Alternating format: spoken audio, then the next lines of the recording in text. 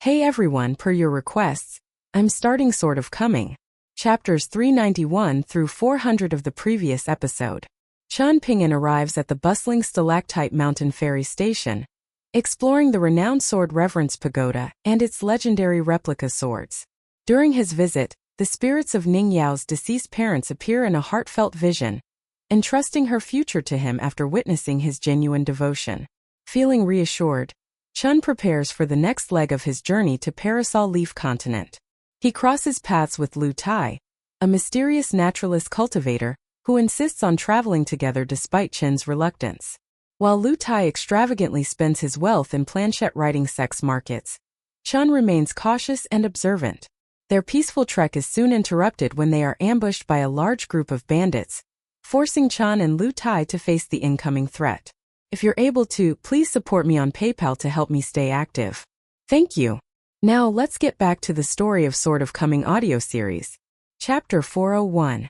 A murderous autumn wind gusted through the mountain forest. No wonder Cui Dongshan had talked about thieves with golden belts. 1. Heavy emotions weighed on Qian Ping'an's mind. Being surrounded and hunted inevitably reminded him of that surprise attack in the mountain forest in Watercombing Nation.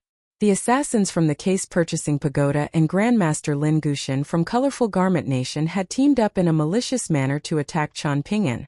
If it weren't for Su Lang, the green bamboo sword immortal, changing sides and helping Qian Ping'an, it was extremely difficult to say who would have ended up dead. Qian Ping'an had already been sufficiently careful during this trip to the north. He frequently climbed to high vantage points to gaze into the distance, and he would remain vigilant against people tailing them even when he was wandering through the streets and markets with Lu Tai. Thus, the fact that he hadn't noticed these people surrounding him and Lu Tai was already a clear sign of the severity of the problem. Their opponents were predators hiding in the shadows, so they definitely wouldn't have revealed their presence if they weren't confident of achieving victory. An intense battle was about to begin, and Lu Tai appeared to be slightly lacking in confidence as he asked, "Qian Ping'an, you're not truly just a fourth-tier martial artist, are you?" Qian Ping'an was slightly taken aback. He had no idea why Lu Tai was suddenly asking such a question. However, he nodded anyway and replied, "Of course I am." Lu Tai huffed and revealed honestly, "And here I was, thinking that you were at the 5th tier and purposely hiding your true cultivation base from me. In fact, that would have been more normal. When traveling through the cultivation world, who doesn't use some illusion techniques? For example, I exaggerated my cultivation base a little bit. I'm not at the Dragon Gate tier, and I'm actually at the 6th tier, the Sea Observation tier." Qian Ping'an shot a glare at Lu Tai and exclaimed, "You're still pulling tricks at such a dangerous time. Are you seeking death?" Lu Tai was in the wrong, so he didn't retort Qian Ping'an. Instead, he simply grumbled endlessly in his mind. However, Lu Tai was a chi refiner at the Sea Observation tier after all, and he was also someone with deep knowledge in many fields. He had a large collection of books, and he was also fond of learning all kinds of different skills. Thus, it could be said that he was a jack of all trades but a master of none. Even so, Lu Tai's breadth of skills was only unrefined in the context that he was a supreme cultivation prodigy in his clan. Compared to those vagrant cultivators and itinerant cultivators who had relied on luck and incomplete secret techniques to advance to the middle 5 tiers, Lu Tai was far superior in both judgment and skills. However, it was difficult to say whether these advantages could be translated into victory in battles of life and death.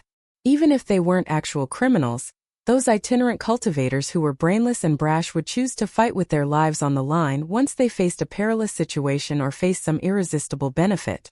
During such moments, they would display their stark contrast to those immortal disciples who were pampered and had received inheritances in a systematic manner. These itinerant cultivators would become vicious, sly, and willing to suffer grave injuries to kill their opponents. "Do you need me to buy time for you?" Qian Ping'an asked quietly. "Do you need to roughly gauge their strength and backgrounds first? I don't have enough experience when it comes to fighting against cultivators, and there's also a lack of understanding and synergy between us. It's very easy for me to hold you back." "Sure thing," Lu Tai replied with his mind's voice. His reply was short and sharp. However, perhaps afraid that Qian Ping'an would misunderstand him for wanting to be an idle spectator, he added, "I'll immediately notify you about their techniques and the background of said techniques once I discover anything." I'll also tell you how to defend against them and defeat them. Qian Ping'an nodded and retrieved an inch movement talisman from his sleeve. This was a backup measure to guard against any unforeseen circumstances. We can't be careless in battles of life and death, Qian Ping'an said. I understand, Lu Tai replied with a chuckle. Qian Ping'an took a deep breath. Qian Ping'an was yet to start practicing fist techniques back in the small town. However, relying on the rules and geographical advantage in Jewel's small world, I almost managed to kill both Kai Jinjian and Fu Nanhua in that small alley. That being the case, why can't other people kill me and Lu Tai? Qian Ping'an was still standing on the tall branch. Even though this carried the risk of making him an easy target, it was very important to have a wide view and understand the enemy before facing off against them. Taking some risks to understand the situation was much better than rushing in like a headless chook. These bandits had started to secretly plot and tail them from planchette writing sect's Sky Calling Street, but they weren't gathered together in a large group. Instead, they were scattered around in small groups of 2 or 3. However, the number of visible bandits already numbered 10 or so. They were like a pack of wolves closing in on their prey. Who are you people? Qian Ping'an asked in a solemn voice. Not a single person replied. Immortals from the mountains traveling hundreds of kilometers to hunt prey and gather loot weren't the same as scoundrels who wandered around the streets and alleys. They weren't like those scoundrels who argued for half a day, yet were averse to fighting and shedding blood. Loudly announcing one's name and identity would often appear quite impressive. However, this would very easily expose one's abilities and trump cards. This was especially the case with those who liked to purposely and proudly shout the names of their techniques before they attacked. Was this not asking for trouble? If one were unfortunate, such actions would amount to nothing short of seeking death. Take, for example, the name of the flying sword owned by the Golden Core Tier Sword Cultivator on Osmanthus Island. The bonded flying sword was called Lingering Shade, and this immediately revealed its close relationship to water and the Yin element. Thus, unleashing techniques and using immortal treasures that were filled with yang energy would often yield better results against the flying sword. With this in mind, would the Golden Core Tier Sword Cultivator from Osmanthus Island actively reveal the name of his bonded flying sword to his enemy if he were engaged in an intense battle with them? Even though Qian Ping'an had never seen Lu Tai's 2 flying swords before, the names Needle Tip and Weedon were already enough information for him to form some speculations. It was very likely that these flying swords specialized in focused and intense attacks rather than sweeping area of effect attacks. Lu Tai used his mind's voice to silently inform Qian Ping'an of the current situation. Looking at the enemies directly in front of Qian Ping'an, they needed to be extremely cautious of the burly man with iron whips in his hands as well as the person standing beside him. This other person was clearly a sword expert who had taken a different path. He wasn't a chi refiner, yet he wasn't exactly a pure martial artist either.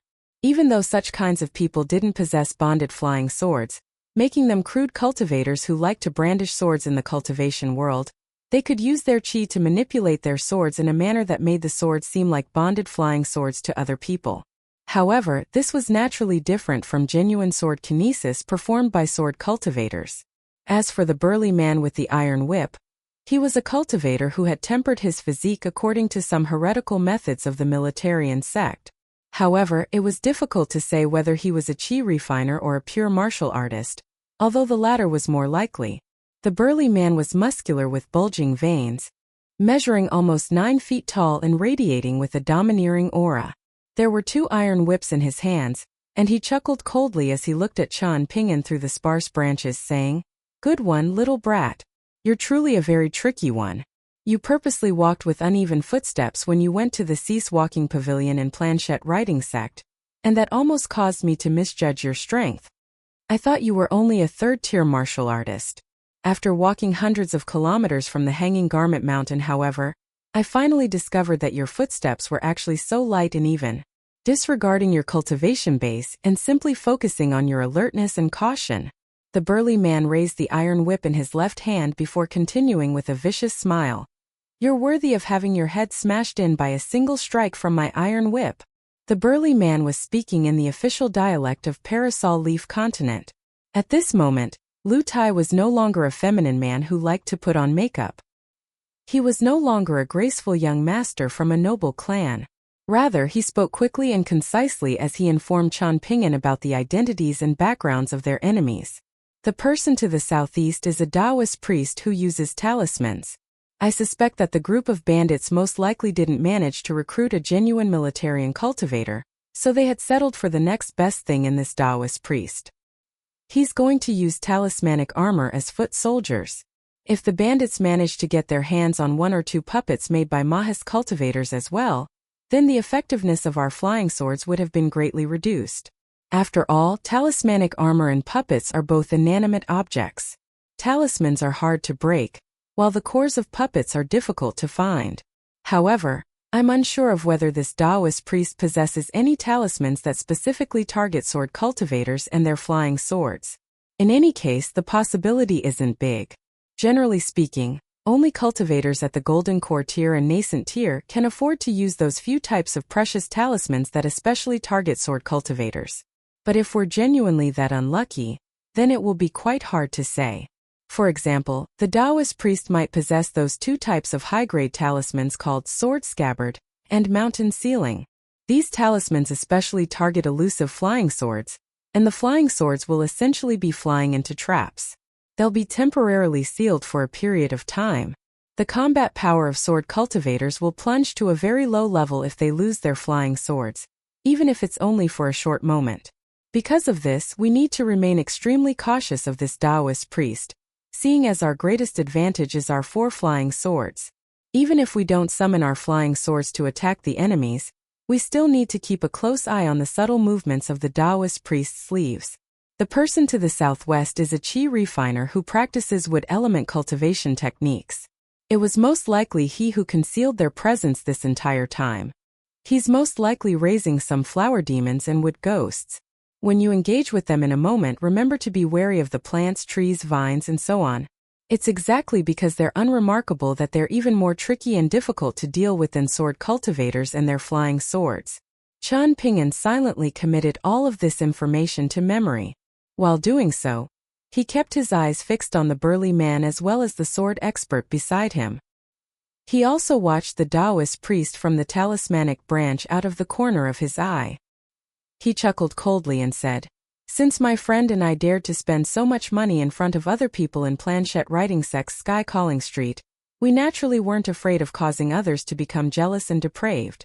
The burly man was thoroughly amused and he chuckled, "Little brat, don't try to trick me with your weasel words. The 2 of you are outsiders who can't even speak the official dialect of Parasol Leaf Continent fluently, so what does it matter even if you come from sect-level forces? What does it matter even if your masters are Earth immortals? Is that very impressive?" The sword expert standing beside the burly man was a slender man wearing a black robe. His face was extremely pale, and his eyes were also slightly sunken. He appeared a little sinister as he smiled and remarked, "Of course that's impressive. However, it's a shame that they're too far away to help." The burly man suddenly burst into loud laughter. A smile also spread across the sword expert's face. The 2 men who were closely acquainted with each other looked toward Lu Tai, who was standing even higher up.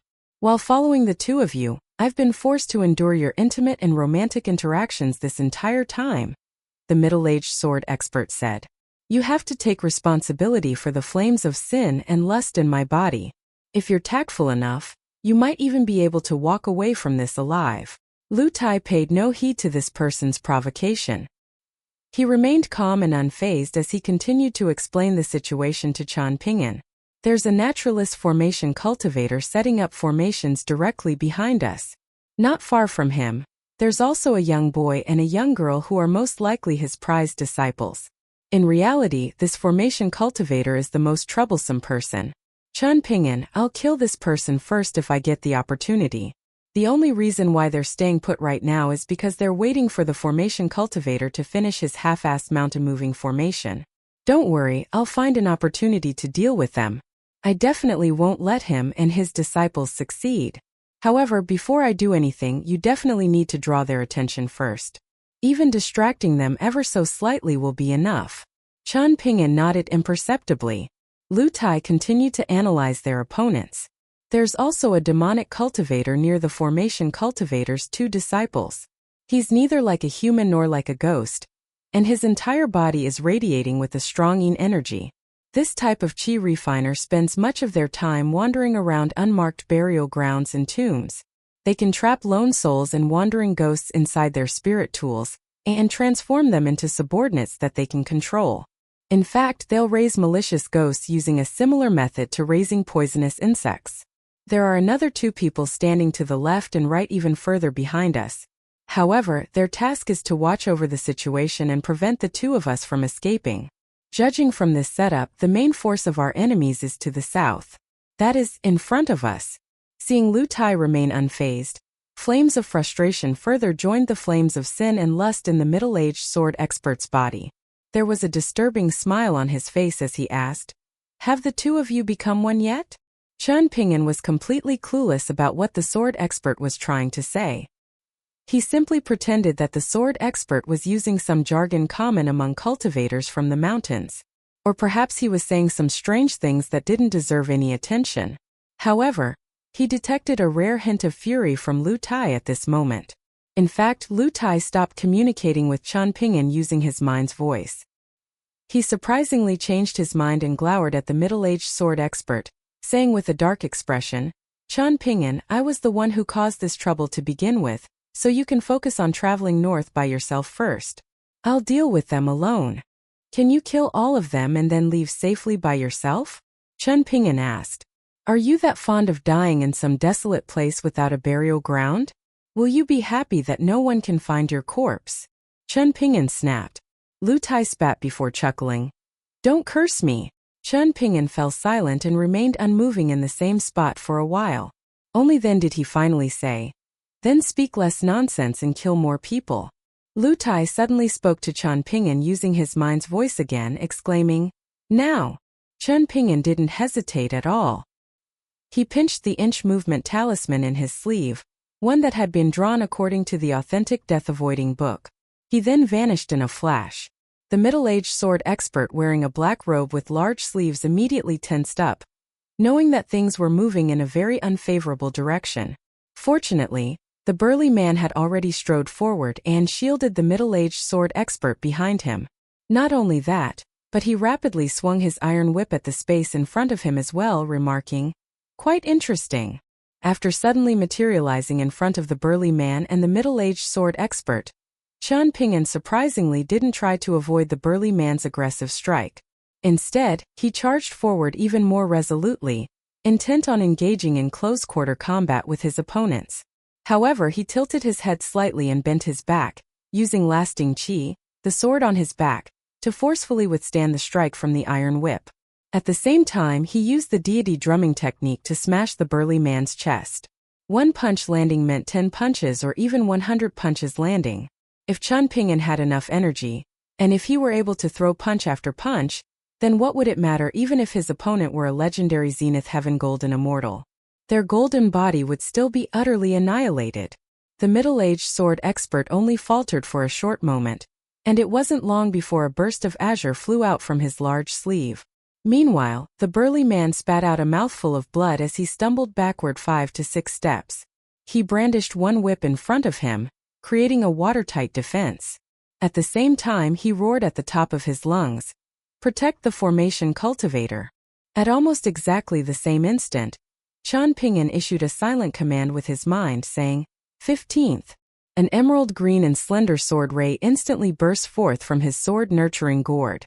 The Taoist priest from the talismanic branch chuckled coldly and sneered, "How surprising, you're genuinely a sword cultivator." The burly man suddenly felt a searing pain travel over from his left shoulder. His heart shuddered violently. How was it possible for this flying sword to be so quick? After landing the first punch, and before throwing the third punch of the deity drumming technique, not long after 15th left the sword-nurturing gourd, there was a clang as it shattered the sword ray from the middle-aged sword expert's sleeve. However, it was immediately enveloped by a glowing red talisman, unable to escape no matter how it flew around and attacked the talisman. The middle-aged sword expert had a vicious expression as he waved his large sleeve again, unleashing another flying sword. Chen Ping'an continued to ignore the skillful sword manipulation of the middle-aged sword expert, almost like a wraith as he arrived behind the burly man and forcefully slammed the third punch into his back. The fist aura from his ferocious punch directly brushed past the burly man's heart. Qian Ping'an lowered his target to the right, directly striking the burly man's spine with his fourth punch. Meanwhile, the Taoist priest used another extremely precious talisman to trap first, the additional flying sword that had once again shattered the sword expert's sword ray. The old Taoist priest's expression was livid. His eyelids twitched and his heart ached immensely. It was as if blood were dripping from his heart. This young bastard actually owned 2 flying swords. Perhaps the small red wine gourd by the young boy's waist was actually a sword-nurturing gourd? Upon thinking of this, a fervent expression immediately appeared in the old Taoist priest's eyes. Very well. Absolutely incredible. It was worth it for me to use 2 precious trump cards at once. I'll still make a killing as long as we succeed. The layer of protective qi around the burly man's body had already been obliterated by Qian Ping'an's third punch. As a result, Qian Ping'an's fourth punch genuinely smashed into the burly man's spine. There was a series of soft cracking sounds. Other people might not pay much attention to this, but the burly man was so terrified that his soul almost left his body. His back would truly be shattered if he were stuck by another punch. The burly man no longer dared to hold back, heavily stomping his foot and wrapping his left hand around his right wrist. He held the index finger and middle finger of his right hand together, and he arched his back as if he were a prancing tiger ready to strike. His eyes instantly became snow white, and his blood, tendons, and bones immediately became filled with power. It was as if he were a deity descending down to the world. Afterward, he transformed into a kite with a broken string as he was sent flying forward by Qian Ping'an's fifth punch. He crashed into the ground with a heavy thud. However, Qian Ping'an didn't feel too good either. His back was struck by the burly man's iron whip, and almost half of the force slammed into his body even though the whip had actually struck lasting qi. Both 1st and 15th were trapped by the old Taoist priest's precious talismans, unable to break free for the moment. In order to successfully throw the 5th punch of the deity drumming technique, Qian Ping'an had also been struck by a sword ray launched by the middle-aged sword expert. The sword ray had pierced through his shoulder, leaving a bloody wound. However, Qian Ping'an's aura didn't falter, and it instead grew even more powerful. His soul was condensed and his fist intent was raging, so much so that it was almost visible to the naked eye. It was clear that he wasn't putting up one final struggle. Rather, his aura was still rising explosively. It was as if he were the sun rising above the East Sea, destined to reach the apex in the sky.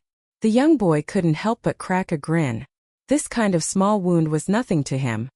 Even though the young boy in white was surrounded, he chose to advance instead of retreat. After throwing several punches, he had already rendered the burly man incapable of fighting back. This planted a seed of unease and anxiety in the bandits' hearts.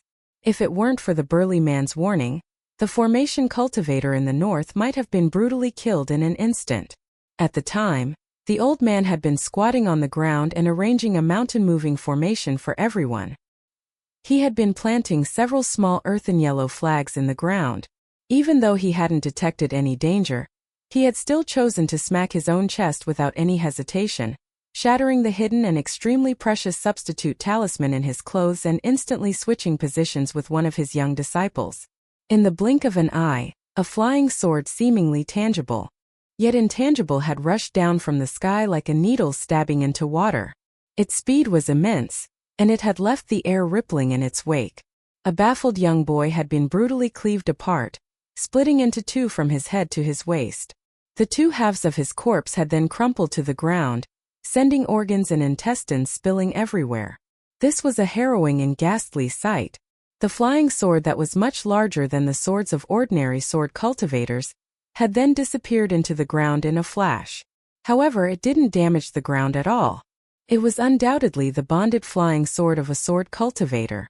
In the next moment, the formation cultivator reached out again and smacked his chest, seemingly using another substitution talisman. He was planning to sacrifice his second direct disciple to guarantee his own safety. A sinister column of black smoke soared into the sky, splitting into 3 separate streams as it left the clay pot. These streams of black smoke flew toward the formation cultivator, his young female disciple, and Lu Tai, who was controlling his flying sword from a tall branch. His flying sword materialized in the air again, once again slashing down at an enemy. However, it didn't slash down at the formation cultivator who had shattered another talisman, and it instead slashed down at that young girl with a petrified expression. The cloud of churning black smoke that was formed from countless entities and ghosts spread apart above the young girl's head, forming a defensive barrier to protect her.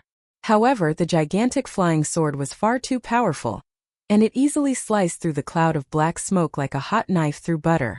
Just like before, it cleaved the young girl into two from head to waist. The young girl, who was only 13 or 14 years old, was killed just like that, falling on her path to seeking the Great Tao. After working so hard and enduring so many challenges to seek longevity, she was ultimately unable to even reach 20 years old. There was a dark expression on Lu Tai's face as he leaned a hand on the tree trunk. The demonic forces were truly always one step ahead. To Lu Tai's surprise, the formation cultivator hadn't actually activated a substitution talisman. Smacking his chest had only been a ruse to get Lu Tai to target the young girl. However, Lu Tai wasn't frustrated after losing this exchange. When it came to cultivating in the mountains, those who were stupid didn't even possess the right to enter the mountains. Moreover, no matter how moronic someone was, and even if they had lived like a dog for tens upon hundreds of years, they should still become a powerful dog spirit even if they were genuinely a dog. In other words, no one was a pushover. Even though Lu Tai's flying sword was colossal in size, the speed at which it traveled was simply unfathomable. Lu Tai remained standing in the same spot, allowing the stream of black smoke to furiously charge toward him. After his flying sword killed the young girl, it flew back in front of him in an instant, crushing the stream of black smoke that was filled with hatred, agonized wailing, and twisted faces. The demonic cultivator continued to rock the small clay pot back and forth, chuckling in a sinister manner and saying, "You dare to damage my entities? Then let me see how much more spiritual energy you can afford to waste." Bursts of black smoke flew out from the small clay pot, and it was as if there were a large black flower blooming in the demonic cultivator's palm. The formation cultivator was genuinely terrified that his enemy would unleash another sword strike at him. Left with no other option, he retrieved a large handful of snow-white beads and scattered them into the surroundings. The dozens of beads hovered in midair around the formation cultivator, grouping together to form the 3 aspects, 4 divisions, 7 stars, 8 trigrams, and 9 palaces. 1. There was profound meaning behind the placement of these beads, and they formed numerous defensive formations that radiated with brilliance after they were successfully created. Under their illumination, the formation cultivator appeared boundlessly brilliant and imposing. However, this also meant that the formation cultivator was putting aside the setup of the mountain-moving formation. As a result, its completion would inevitably be delayed by a significant amount of time. The demonic cultivator knew that a few words wouldn't be enough to persuade the old formation cultivator to abandon his defenses and work on the mountain-moving formation. After all, this was an old formation cultivator who feared death and cherished life. While controlling the streams of black smoke to attack Lu Tai, he said in warning, "Make haste and complete the formation. Otherwise, we would have wasted our time pursuing them for hundreds of kilometers. Moreover, these 2 people will definitely be boundless threats in the future if we fail to kill them today. Weigh up the consequences by yourself." There was a cloudy and shifting expression on the old formation cultivator's face.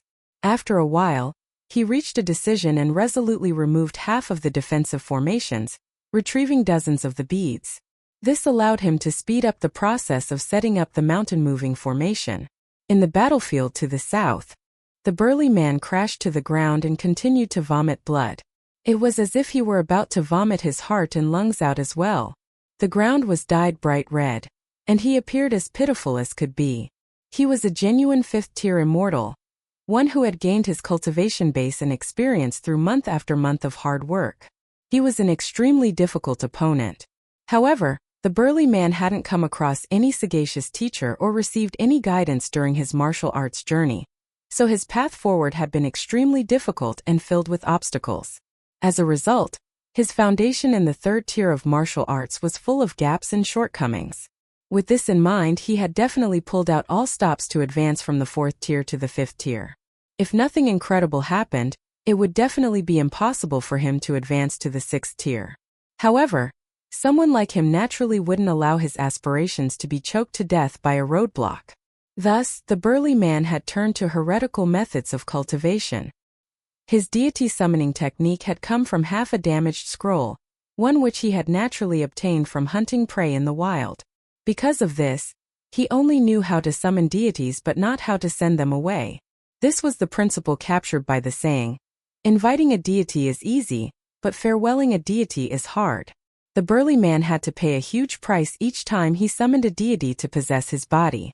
After fumbling around for almost 20 years and begging many people for help, also purchasing all kinds of immortal texts and secret scrolls related to this technique, the burly man had finally managed to control the side effects of this deity summoning technique with much difficulty. Today, however, the deity had shockingly been smashed back to its divine altar by the young boy's punch when the burly man had only been halfway through the deity summoning technique. This was profoundly disrespectful to the practice of summoning deities, a practice that had many strict rules and requirements. Thus, the burly man was suffering a severe backlash, with wisps of his soul drifting out from his acupoints and rising into the air like smoke from 3 sticks of incense. After the 3 sticks of incense were exhausted, there was still no sign of the backlash stopping as clouds and mist rose from the burly man's back.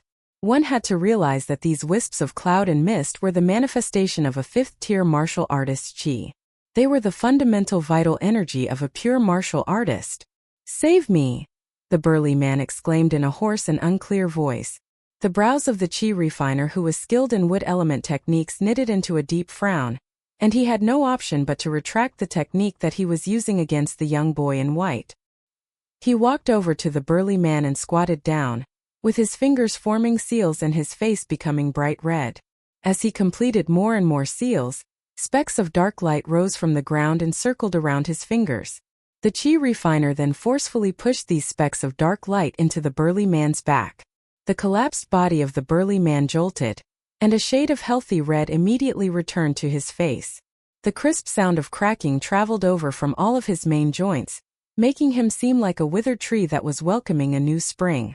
The burly man raised his legs and performed a kip-up, jumping to his feet with his 2 iron whips in his hands. He was beaming and buoyant, and no longer seemed to be suffering from the debilitating side effects of the backlash. "I'll add this to your debt," the chi refiner who had saved him said in a solemn voice. The burly man gritted his teeth in anger and glowered at the young boy in white who had attacked him with astonishing ferocity. He nodded and replied, "Everything can be negotiated once we slay these 2 fat sheep." That night in Planchette Writing Sec's Sky Calling Street, the young man who was even more beautiful than women had thrown money around in an extremely generous manner. In fact, even vagrant Golden Core tier cultivators would have felt ashamed upon seeing him in action. This wasn't to say that vagrant Golden Core tier cultivators couldn't produce so many lesser heat coins. However, it was important to remember just what the handsome young man had spent money on. He had purchased a mutton fat beast, intimate dream spider, talisman paper humans, and other money-wasting items. Indeed, he hadn't purchased any powerful offensive immortal treasure, nor had he purchased any life-saving defensive treasure. Moreover, regardless of whether one was an orthodox immortal from the mountains or an itinerant cultivator from the cultivation world, which cultivator in Parasol Leaf Continent would have such crappy mastery over the official dialect of the continent? The young boy and the young man had clearly come from outside the continent. After leaving Planchette Writing Sect, they had also chosen to take mountain paths and walk through small towns. During their 500-kilometer trip to the north, they hadn't visited a single immortal force on the way, nor had any powerful cultivator actively come over to visit them. What did this signify? This was a clear sign that Chan Ping'an and Lu Tai were inexperienced newcomers to the cultivation world. They hailed from wealthy clans, and they were also carrying huge amounts of wealth around with them. They had definitely been mollycoddled since a young age, leaving them oblivious to the depth and dangers of the cultivation world. Could these bandits live up to their many years of difficult cultivation if they didn't capture these 2 naive cultivators who were dripping with wealth? Apart from searching for fated opportunities everywhere and coating their weapons in blood, they also had to bow their heads and act as lackeys for those esteemed immortals from the mountains. They accepted money and helped those esteemed immortals complete dirty tasks that the latter found beneath them to personally attend to. After gaining a bad reputation, they would flee and start over again in some new place. This was a vicious cycle with no end in sight. In fact, only a few seconds had elapsed from the moment the burly man was struck by 5 punches of the deity drumming technique, and left half dead to the moment the chi refiner used a secret technique to extract the fortune of the mountains and waters to heal him. During these few seconds, Qian Pingyan was obstructed by the waves of sword chi unleashed by the middle-aged sword expert, rendering him unable to follow up and kill the whip-wielding burly man. Using one's chi to brandish swords was a very impressive immortal skill in the cultivation world. There were many poems and stories in ill-informed regions that talked about using so-called flying swords to decapitate enemies from hundreds of kilometers away. In reality, these literary works weren't referring to sword cultivators, but instead sword experts who would often show themselves in front of ordinary people. Compared to sword immortals from the mountains and sword practitioners from the cultivation world, mediocre sword experts were stuck in an awkward situation where they were too weak to become sword immortals but too haughty to regard themselves as sword practitioners. Regardless, sword experts were a group of people who liked to fish for fame. When sword experts manipulated swords to attack enemies, they would often unleash both sword chi and physical swords. The former would be powerful due to the large amounts of sword chi that could be unleashed, while the latter would be powerful due to their impressive strength. The bursts of sword chi were like light cavalry charging over to create an advantage, while the physical swords were like heavy cavalry thundering over to drive home the advantage and obtain ultimate victory. Both were critical to obtaining victory. The middle-aged sword expert facing off against Qian Pingyan was clearly a skilled individual in his field. Waves of glowing azure light rippled across his swollen sleeves from which burst after burst of azure sword chi were shooting forth in a formidably intense manner. Fortunately, the sword expert could only control 2 of the many bursts of sword chi at once. As a result, Qian Pingyan was able to dodge the sword chi quite easily, and he was nowhere near threatened by these attacks. However, he was completely held up and unable to deal with the burly man. Qian Pingyan didn't choose to risk severe injuries to kill his enemy. He had gravely wounded the burly man just then, yet he had failed to kill him because of the middle-aged sword expert holding him up. In the end, the chi refiner skilled in wood element techniques had saved the burly man. Even so, Qian Pingyan still pretended that he wanted to charge over. This caused the sword expert to misjudge the situation and leave a wisp of sword chi lying in wait near the burly man. This was a wisp of sword chi that he could control. However, Qian Pingyan suddenly increased his speed and directly charged toward the sword expert, almost making it within 3 meters of him. The sword expert was terrified, with cold sweat instantly drenching his body. He had no choice but to use his true trump card. A small physical sword flew out not from the sword expert's sleeve, but silently from his hair instead. As it turned out, his jade hairpin was actually a mini scabbard used to conceal his small sword. This was an extremely slender small sword with no hilt, and in the shape of an emerald green willow leaf. It flew in circles around the sword expert, leaving a trail of tender green light in its wake. My 2 dry well talismans can only last another 20 seconds at most, the Taoist priest from the talismanic branch warned the other bandits in a stern voice. Make haste and wrap up the battle as quickly as possible. Hurry up and kill those 2 little bastards. Once his flying swords break free from my restrictions, we may as well line up and wait for him to behead us one by one.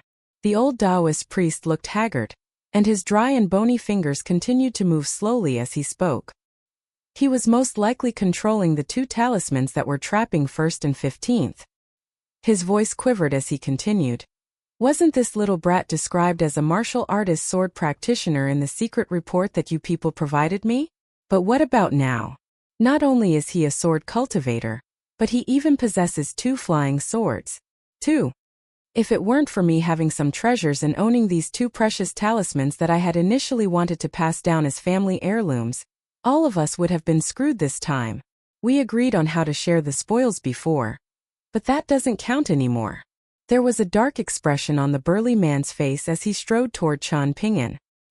He didn't spare the old Taoist priest so much as a single glance as he replied in a gloomy voice. I'm happy to discuss your share of the spoils later. I definitely won't leave you shortchanged. The old Taoist priest humped coldly in reply. There were tumultuous waves in the burly man's mind as he stared intensely at the young boy in white.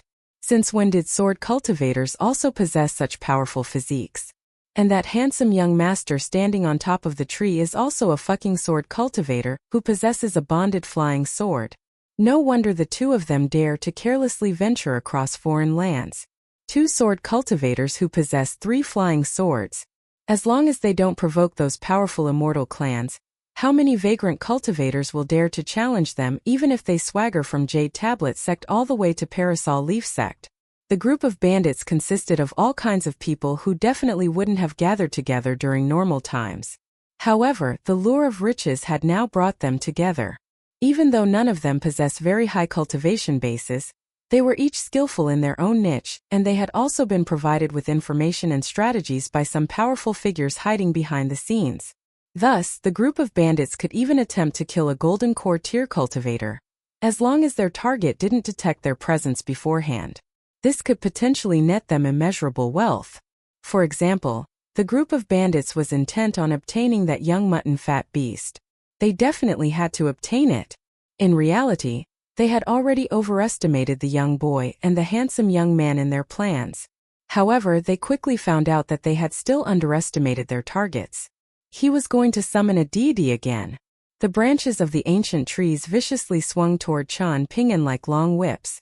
While dodging them, Qian Ping'an also needed to avoid the 1 or 2 bursts of azure sword rays that were slashing at him from extremely deadly angles. He was walking a tightrope between life and death. Thankfully, it wasn't long before Lu Tai used his mind's voice to teach Qian Ping'an how to deal with those strange trees. Afterward, each of Qian Ping'an's punches would precisely strike and obliterate a small line of well-concealed symbols on the large trees. Whenever these lines of symbols were destroyed, there would be a shattering silver glow before the large tree crashed to the ground. In fact, the lush green trees would instantly wither as they fell.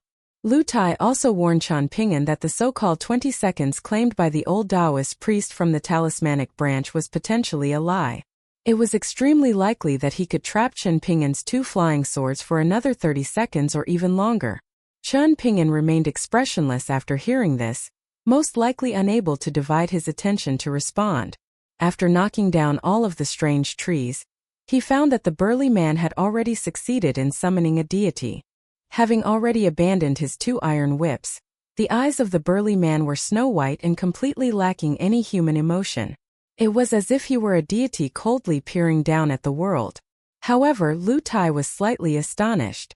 This was because he didn't detect any ripples in Qian Ping'an's mind after the young boy heard his warning.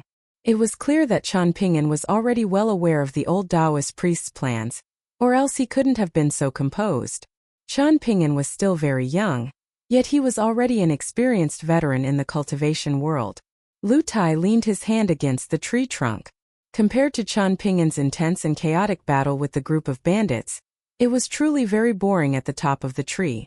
His flying sword, Needle Tip, was unable to kill that old formation cultivator.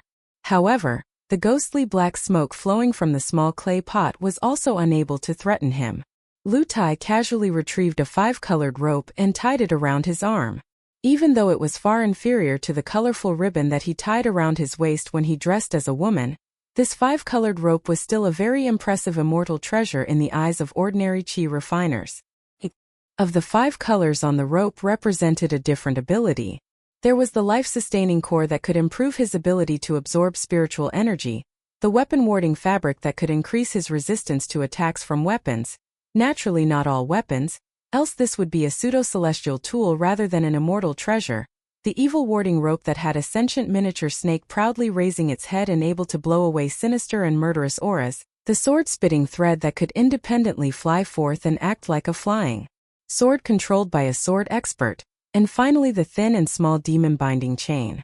This immortal treasure was powerful in the sense that it was all-encompassing, and able to provide both offensive and defensive benefits. At the end of the day, however, everyone would be afraid of being exhausted to death if they weren't golden core tier cultivators 1 or 2 tiers more powerful than their opponents. Luckily, there was Qian Ping'an to draw fire from the enemies today. Sitting there with nothing to do, Lu Tai felt a rare sense of guilt. He had indeed been too careless this time, failing to take into account the audacity of these people. Not only did they dare to gather a large group of cultivators to hunt him and Qian Ping'an, but they were even determined enough to tail them for an entire 500 kilometers. In the battlefield to the north, the heart of the demonic cultivator was most likely aching as he watched the continually dispersing clouds of black smoke. He turned to the old Taoist priest and shouted, "Do you still have any dry well talismans? If you do, then hurry up and activate one. Count this one on me, and I'll find the money to repay you later." The old Taoist priest hopped in anger and scolded, "I have your mom." Rage welled up in the demonic cultivator's heart, yet he could only forcefully suppress this feeling and prevent it from exploding. There was ample time in the future to settle these debts with the stinky old Taoist priest. The old Taoist priest thought very lowly of that demonic cultivator, who was neither human nor ghost. Seemingly afraid of the 20 seconds elapsing, he subtly shook his sleeves as if preparing something. The two talismans trapping 1st and 15th started to shudder more and more violently. There was unspeakable pain in the old Taoist priest's mind. Just as Lu Tai speculated, he had been purposely deceiving Chan Ping'an by claiming that his talismans could only last for another 20 seconds just then. He hoped that Chan Ping'an would mistakenly believe he could retrieve his flying swords after 20 seconds and use them to attack his opponents. However, the old Taoist priest was stuck in an awkward and painful situation right now. As it turned out, the two exorbitantly expensive talismans were indeed only able to trap the flying swords for another 20 seconds, not 40 seconds as he had initially anticipated. The talismans were known as dry well talismans. They specialized in subduing bonded flying swords. In order to create one such talisman, there was a need to manufacture 7 small nails from lightning strike wood and place them in the pattern of the Big Dipper. Afterward, this pattern needed to be embedded into a unique type of talisman paper, using some secret technique. In addition, one also needed to collect 1 ounce of flying dirt that had landed after being brought up by the tail end of a gale. Moreover, this gale needed to be the northwest gale, one of the 8 types of gales. The symbol illustrated on the talisman needed to be that of a sword trapped in the center of a 3x3 grid. The characters "cease moving" also needed to be written on the backside of the talisman. This would form the main component of the dry well talisman.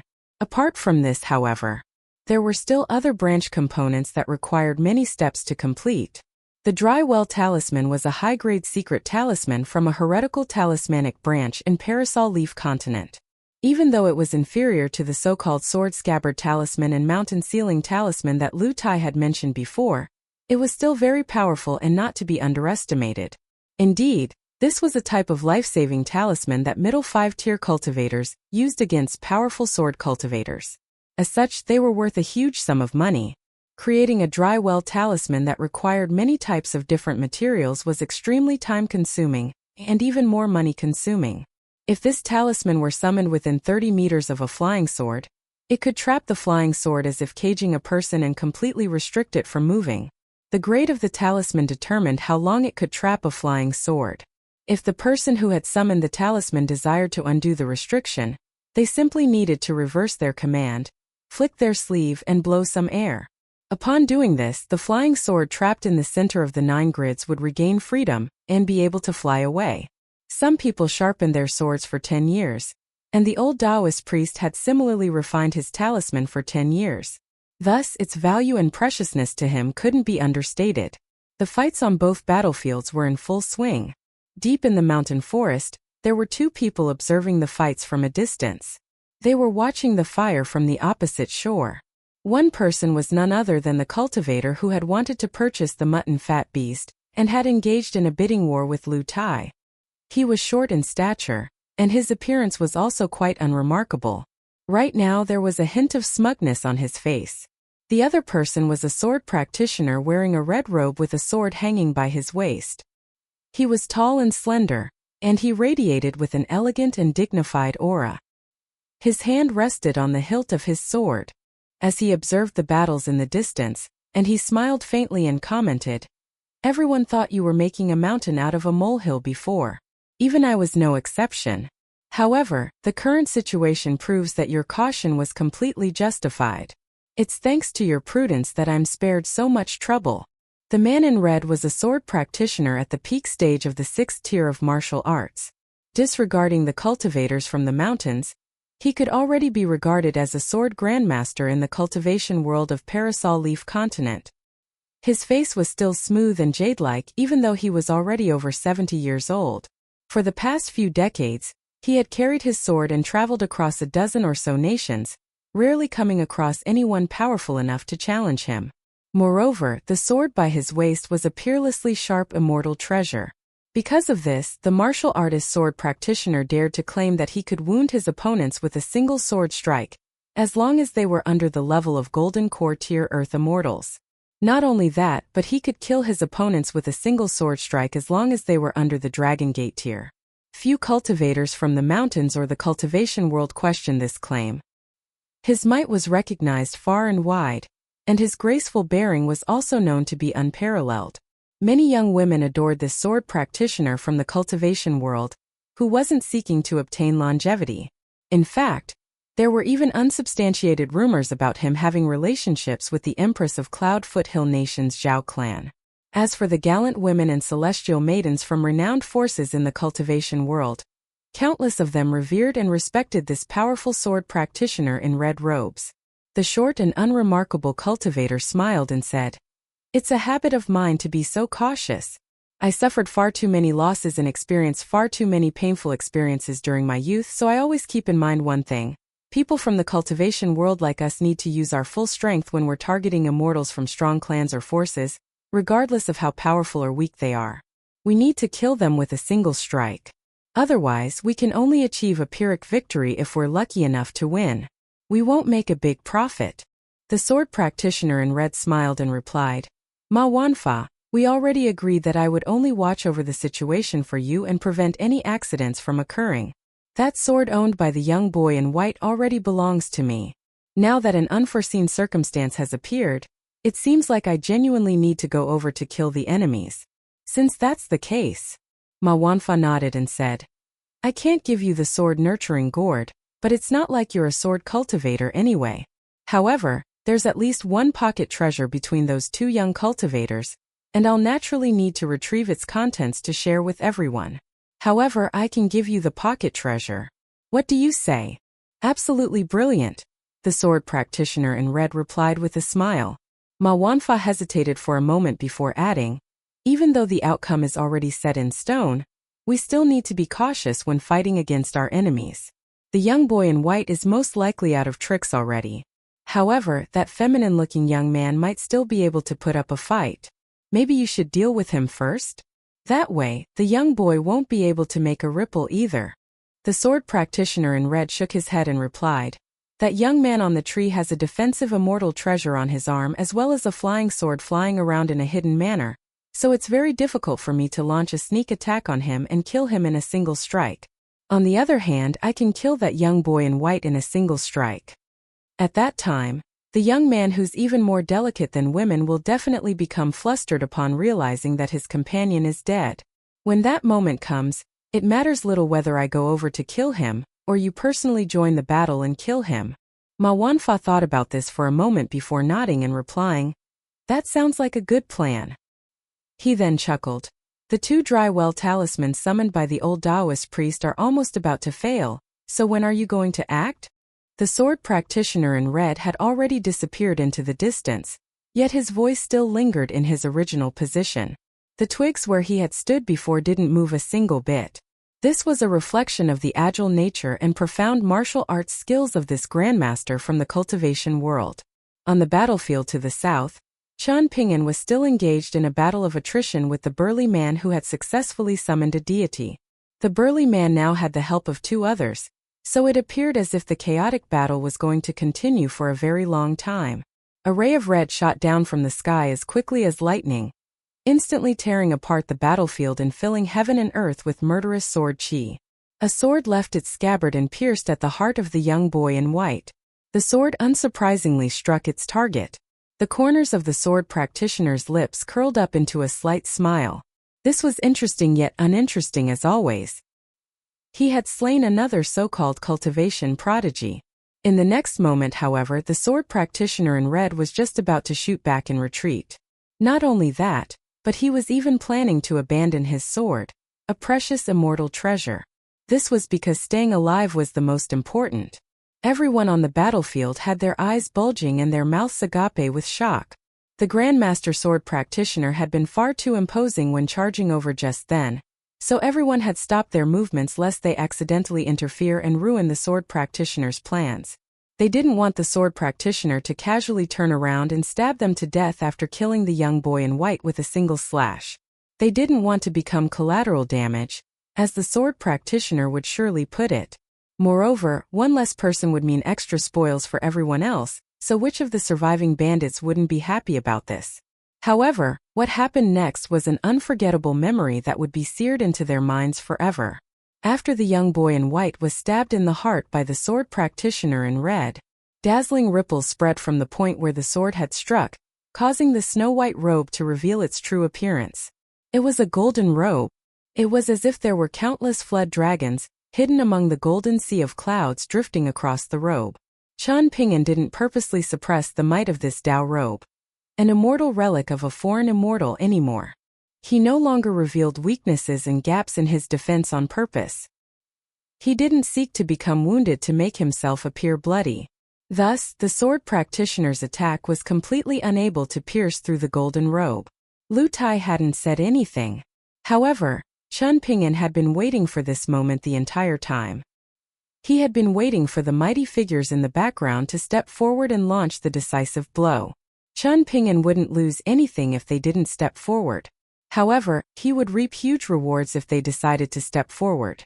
Having traveled all the way here, from the first time he had left Jewel's small world to accompany the children to the academy in Great Sui Nation, to the second time he had left his hometown to deliver a sword to Stalactite Mountain, and finally to his journey right now, Qian Ping'an had remained extremely cautious the entire time, seeking the ideal of not doing wrong day after day.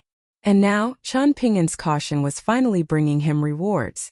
The Sword Practitioner in red had only just let go of his sword, yet the young boy before him was striding forward without a care in the world even though there was a sword attempting to pierce through his chest. The young boy reached back and unsheathed his sword. He beheaded the Sword Practitioner with a single slash. Even Lu Tai was stunned by what he saw. He then looked around and smiled beautifully at the terrified bandits, remarking, "Ah, you people, traveling 1,000 li to offer your heads. It's the thought rather than the gift. That really counts." Qian Ping'an slid lasting chi back inside its scabbard. After walking several steps forward, he stood still before reaching down with his other hand to lightly grab the hilt of his fallen foe's sword. He was holding this sword backward. He appeared a little bit carefree and graceful at this moment. A subtle wisp of golden light flashed and vanished from the waist of the Sword Practitioner's headless corpse. Meanwhile, a bead of slowly condensing blood formed on the glabella of the head that had tumbled somewhere else. Qian Ping'an turned around to look at Lu Tai, who was standing on a branch at the top of the tree. Lu Tai raised an eyebrow and extended a finger, gently twirling it in the air and causing a single golden thread to slowly circle around his finger. Qian Ping'an wouldn't have seen this if it weren't for his extremely powerful eyesight. After Qian Ping'an's golden Dao robe, golden sweet wine, was exposed, the small tear in the shoulder region caused by the sword expert's sword ray had already repaired itself and become flawless again. This was an immortal relic from an upper 5-tier immortal that the elderly golden flood dragon at the nascent tier had always worn, so it naturally wasn't the same as ordinary Dao robes. Even Ink Bamboo Forest, the Dao robe owned by the guest elder from Jade Tablet sect who had traveled on Osmanthus Island, was much inferior to golden sweet wine. This Dao robe was like a stunning beauty that allowed other people to catch a fleeting glimpse of her appearance, yet quickly returned behind the screens to hide her breathtaking charm once more. And thus, the golden Dao robe on Qian Ping'an transformed back into an ordinary white robe. The two dry well talismans exploded in midair. 1st and 15th broke free, no longer caged by the old Taoist priest's precious talismans. Qian Ping'an could clearly sense the seething rage of 1st. This was only natural, as even 15th, an ordinarily docile sword, was expressing its bubbling anger through their mental connection. 1st wantonly flew through the sky, leaving lingering flashes of dazzling white sword light in its wake. This was a frightening sight. 15th was clearly a little sulky as well, and the dark green flying sword slowly flew around Qian Ping'an in a puzzled manner. 1st and 15th were naturally top-notch bonded flying swords. However, they weren't bonded to Qian Ping'an in any way. The relationship between them wasn't a ruler and subject or master and servant relationship. Rather, it was as if Chen Ping'an were looking after two little children, who had only just developed the ability to think. It was just that one was short-tempered while one was docile. However, Chen Ping'an felt was quite good. There was a heavy yet strange atmosphere weighing over the mountain forest. As the backbone of the group of bandits, the sword practitioner in red had already been killed in a swift and brutal way. If it weren't for his domineering appearance as a ray of red, and if his attack on the young boy hadn't been so astonishingly elegant and intense, it was very likely that everyone would have started to suspect that the sword practitioner was nothing more than a liar from the cultivation world who deceived others to gain fame. The snow-white eyes of the burly man who had summoned a deity gradually faded in color and returned to normal. The burly man had been the most imposing person on the battlefield just then, yet his lips were trembling and his face was deathly white at this moment. He appeared quite pitiful as he debated whether he should say something. He glanced at his two iron whips in the distance, yet he only dared to remain unmoving in the same spot. He didn't dare to wander over to pick them up, afraid that a flying sword would pierce through his heart in the very next moment. There was a dark and cloudy look in the eyes of the middle-aged sword expert, with thoughts of retreat already budding in his mind. His arms were hanging naturally by his side, and the peculiar phenomenon of azure light no longer decorated his large black sleeves. Only the small willow-like sword that used his jade hairpin as a scabbard remained hovering above his shoulder like a most loyal guard dog protecting its owner. Initially viewed as a hunting game not too dissimilar to an autumn outing, the trip of the bandits had now transformed into a pitiful tragedy. Looking at the two cultivators from foreign lands, however, the combat power of the young boy was unaffected, while the beautiful young man on the tree was completely unscathed. At this moment, a sense of fear toward immortal clans and forces from the mountains spontaneously arose in the minds of these vagrant cultivators who enjoyed renown and power in their respective regions. This sense of fear then spread and grew into terror, eventually enveloping their entire minds. The old formation cultivator had an ashen expression. His mountain-moving formation was almost complete, yet that bastard sword expert had ruined everything in an instant. He had gone for wool and come back shorn. His two prized disciples had been brutally killed. Even though the two unfortunate children weren't astonishingly talented, they were clever and obedient and were a joy to order around. The old formation cultivator retrieved the precious beads that he had previously put back inside his sleeves, setting up many small formations that linked together to form a large defensive formation. He was ready to defend himself.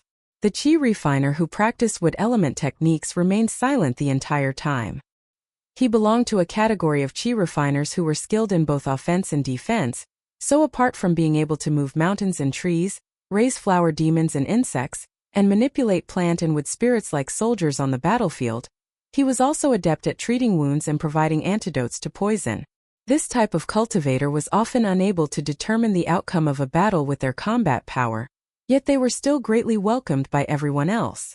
If a person could pick 3 travel companions, they would naturally pick a sword cultivator who possessed the greatest destructive power as well as a militarian cultivator who was close to unkillable.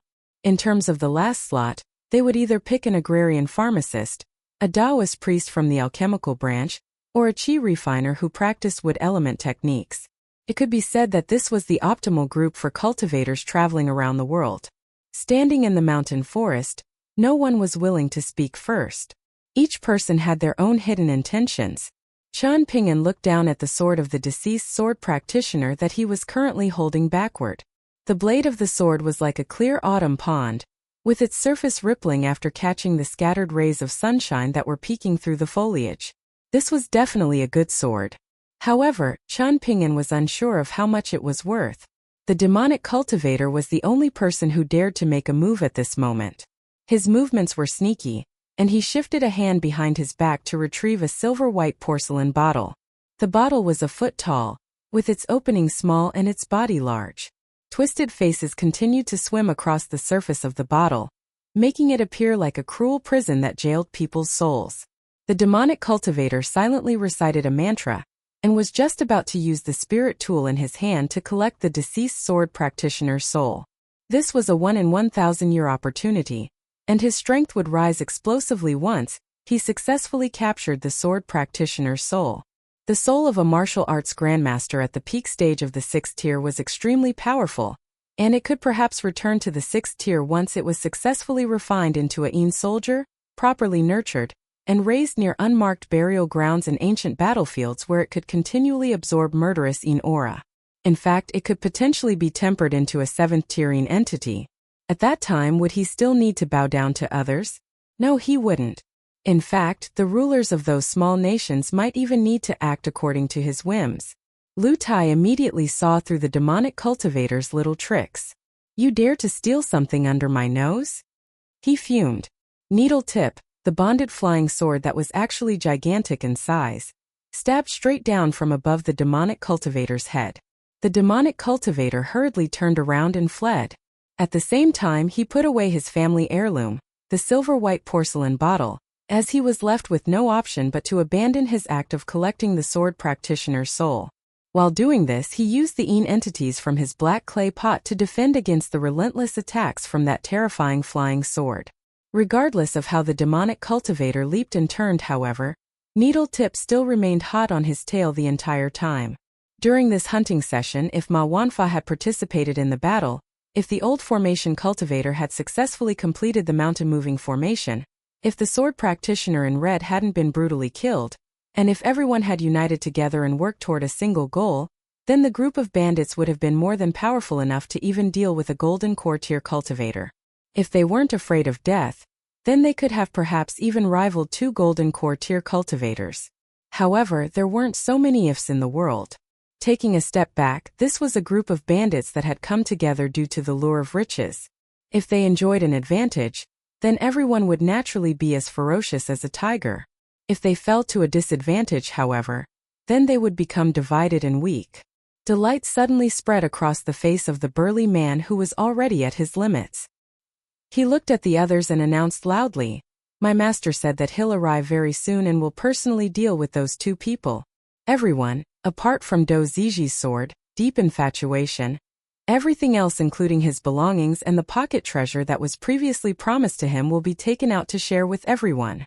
The burly man was essentially shouting at the top of his lungs as he continued in an impassioned manner. Risk and reward come hand in hand. Are we going to scuttle back into our mouse holes? Or are we going to elevate our standings to rival immortals from the mountains?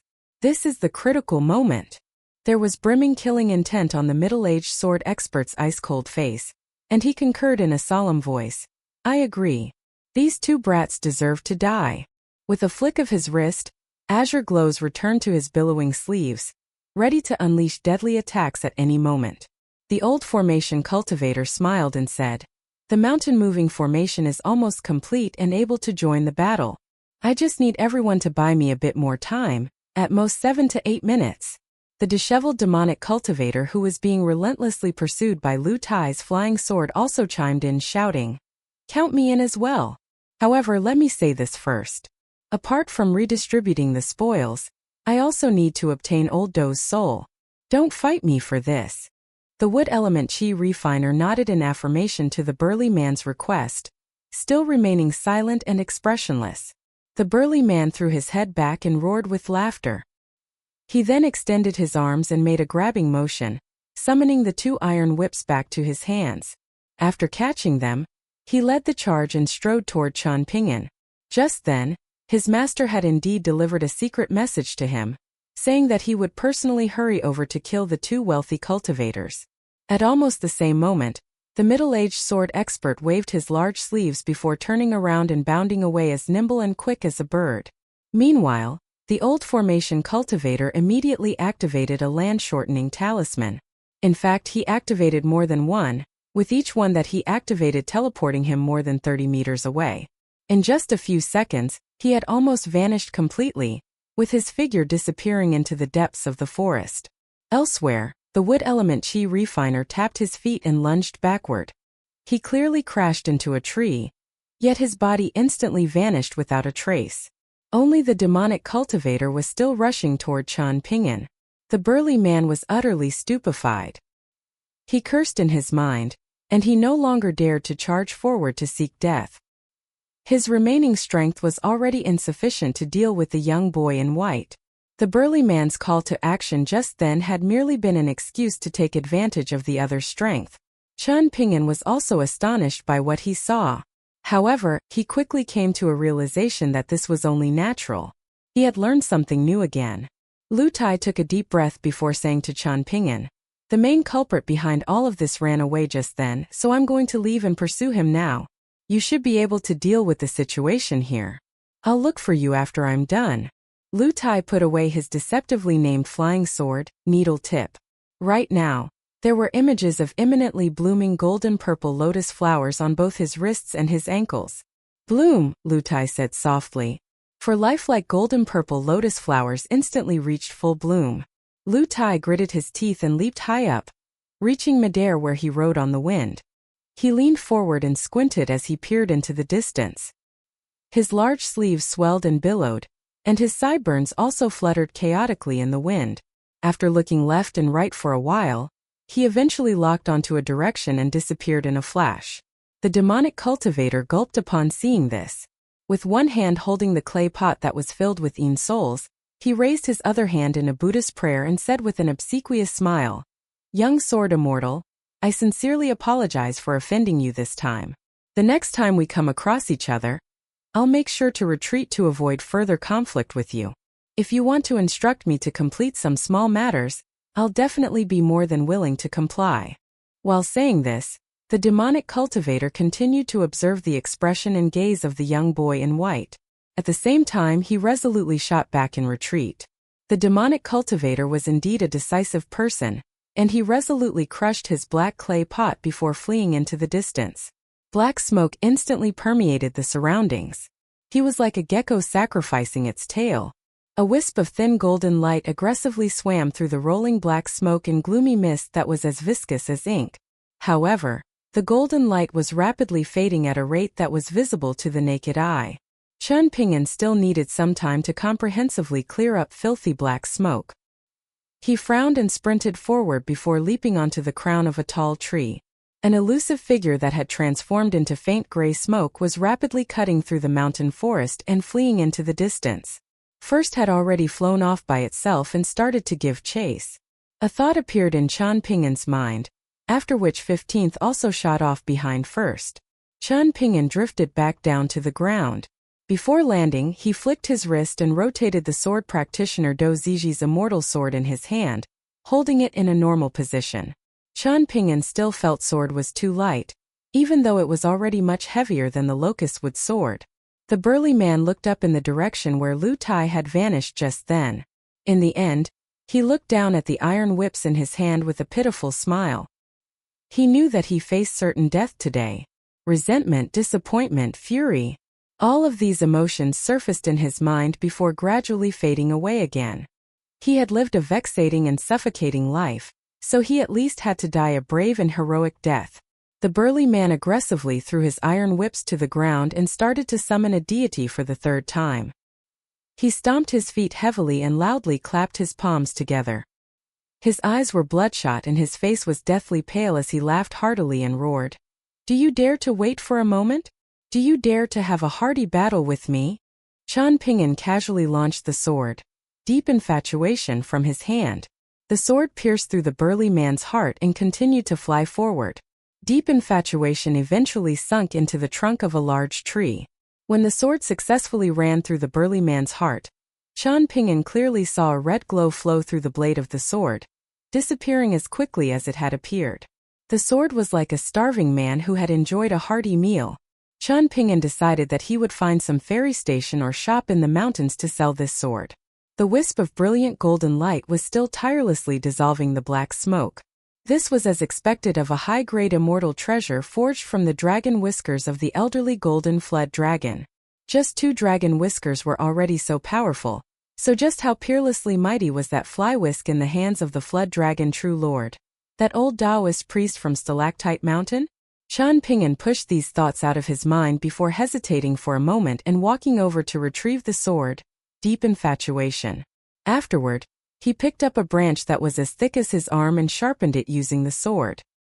He then silently dug several large pits, placing the corpses of the sword practitioner in red, the burly man, and the 2 disciples of the formation cultivator inside. In the end, he filled the pits with dirt and tried his best to conceal all traces, lest other people coincidentally pass by and immediately notice something amiss. Qian Ping'an sat on a branch that was very high up and patiently waited for 1st, 15th, and Lu Tai to return. Having carved a new scabbard for deep infatuation, he casually placed the sword horizontally across his knees. The black smoke that was brimming with souls continued to retreat as it furiously battled against the wisp of golden light. Even though it was non-sentient, its innate fear of destruction still pushed it to fight with all its might. This was the case even though the entities in the black smoke were already dead. A large cloud of churning black smoke instantly rose from the ground and attempted to flee elsewhere. It would find some other land to wreak havoc in. At this moment, it suddenly recalled that there was a castle in the distance. Those in the cultivation world who were unfamiliar with immortal techniques would perhaps be killed by this wanton demonic cultivator. Qian Ping'an grabbed the sword on his knees and stood up. After looking around and confirming that there were no dangers, he funneled the true intent of his soul into his Dao robe, golden sweet wine. A seemingly intangible Dao manifestation that measured over 30 meters tall instantly materialized nearby. Its appearance was blurry, and it shone with a golden glow as it stood tall between heaven and earth. The Dao manifestation appeared directly on the path of the cloud of black smoke, and it easily absorbed the souls into its large sleeve with a quick sweep of its arm. The souls crackled as if falling into a pool of lightning, and it wasn't long before they completely vanished without a trace. Qian Ping'an sat back down, with his face as pale as a sheet and his head feeling as if it were about to split apart. Revealing golden sweet wine without holding back had cost him one entire breath of true qi. Moreover, it was seemingly very difficult to maintain this state for too long. If he were engaged in a life-and-death battle with others, it was best that he didn't use the full power of his Dao robe carelessly unless it was absolutely necessary. After all, recklessly using this power would be equivalent to handing his head over on a silver platter if his opponents possessed unexpectedly powerful defensive abilities. Truth be told, the feeling of venturing out with his soul and traveling around the world was an extremely mystical one. It was as if he were standing high and peering down at the world. Qian Ping'an extended his fingers and gently rubbed the hem of his Dao robe. It was silky smooth and cool to the touch. After battling against the bandits, and largely due to his alertness and caution the entire time, Qian Ping'an had almost exhausted all of his mental energy. As such, he couldn't help but feel a little sleepy at this moment. He leaned against the trunk of the large tree and closed his eyes to rest. Several minutes passed, and Qian Ping'an was finally able to calm his mind and regulate his breathing. There was a golden rope bracelet on Qian Ping'an's wrist, one which was formed from successfully forging the demon-binding chain. It wasn't long before a brilliant ray of white and dark green returned from the distance. Like gusting wind and crackling lightning, the tails of the 2 flying swords dragged for dozens of meters even though they were incredibly slender and small. Thus, they were still very eye-catching as they flew over and returned inside the sword-nurturing gourd. Qian Ping'an could sense their feelings as they settled down inside the sword-nurturing gourd. They had most likely killed their targets without any hiccups. Qian Ping'an finally felt at ease. This was the first time 1st and 15th had ventured so far away from him. However, this also allowed Qian Ping'an to reach a conclusion. Perhaps the combat power of these vagrant cultivators couldn't rival that of immortal disciples from the mountains, but their ability to flee for their lives was genuinely top-notch. Since there was nothing else to worry about, Qian Ping'an started to practice standing meditation in a seated position. Carrying the sword on his back was cultivation, and wearing his Dao robe was also cultivation. To qi refiners, a Dao robe that had once accompanied a powerful immortal for hundreds upon thousands of years was essentially the same as a mini-blessed land. It could help gather spiritual energy for its owner. To a pure martial artist, however, such a Dao robe was naturally a rare and powerful defensive asset as well. Even so, there were still some niggling issues. That was, pure martial artists needed to resist the spiritual energy that continually funneled toward the Dao robe. After all, setting foot on the path of pure martial arts meant resolutely dispersing all of the spiritual qi in one's acupoints right from the very beginning. Only by doing so could one become pure and thus enter the path of martial Dao. Due to the brimming spiritual energy in Stalactite Mountain, It had been quite challenging for Chan Ping'an to resist them from entering his body. After leaving the treasure-swallowing whale and entering the mountains, however, things had become much more relaxed and easy. This was because there existed far less spiritual energy in ordinary mountains and rivers. In fact, there was so little spiritual energy that it could almost be ignored. Chan Ping'an waited for almost 2 hours before Lu Tai swaggered over from the mountain forest. He was covered in dirt as he hurried toward Chan Ping'an, yet there was fortunately no trace of blood on his body. Moreover, he looked like someone who had reaped bountiful rewards. Lu Tai casually retrieved the mini formation flags that the old formation cultivator had abandoned as he walked toward the large tree that Chan Ping'an was sitting in, placing them inside his sleeves. At the same time, he looked up at the young boy and asked, "You sure have the heart of a bodhisattva, don't you? Why didn't you leave their corpses there to be punished by the scorching sun, mauled by the mountain beasts, and pecked by the hunting birds? That's the ending they should deserve. Why take pity on these evildoers?" Chan Ping'an shook his head and replied, "I'm not taking pity on them. I simply care about the principle of death being an important matter, and the deceased needing a burial such that they can rest in peace." Lu Tai shook his head, not bothering to think about this matter anymore. However, he suddenly turned around and ran to the non-existent grave mound with the strongest stench of blood. After asking Chan Ping'an for the approximate locations of where the corpses were buried, Lu Tai vowed that he would add some new dirt to their graves later. Without waiting for Chan Ping'an to agree, Lu Tai had already launched a palm strike and caused twigs and dirt to fly into the air.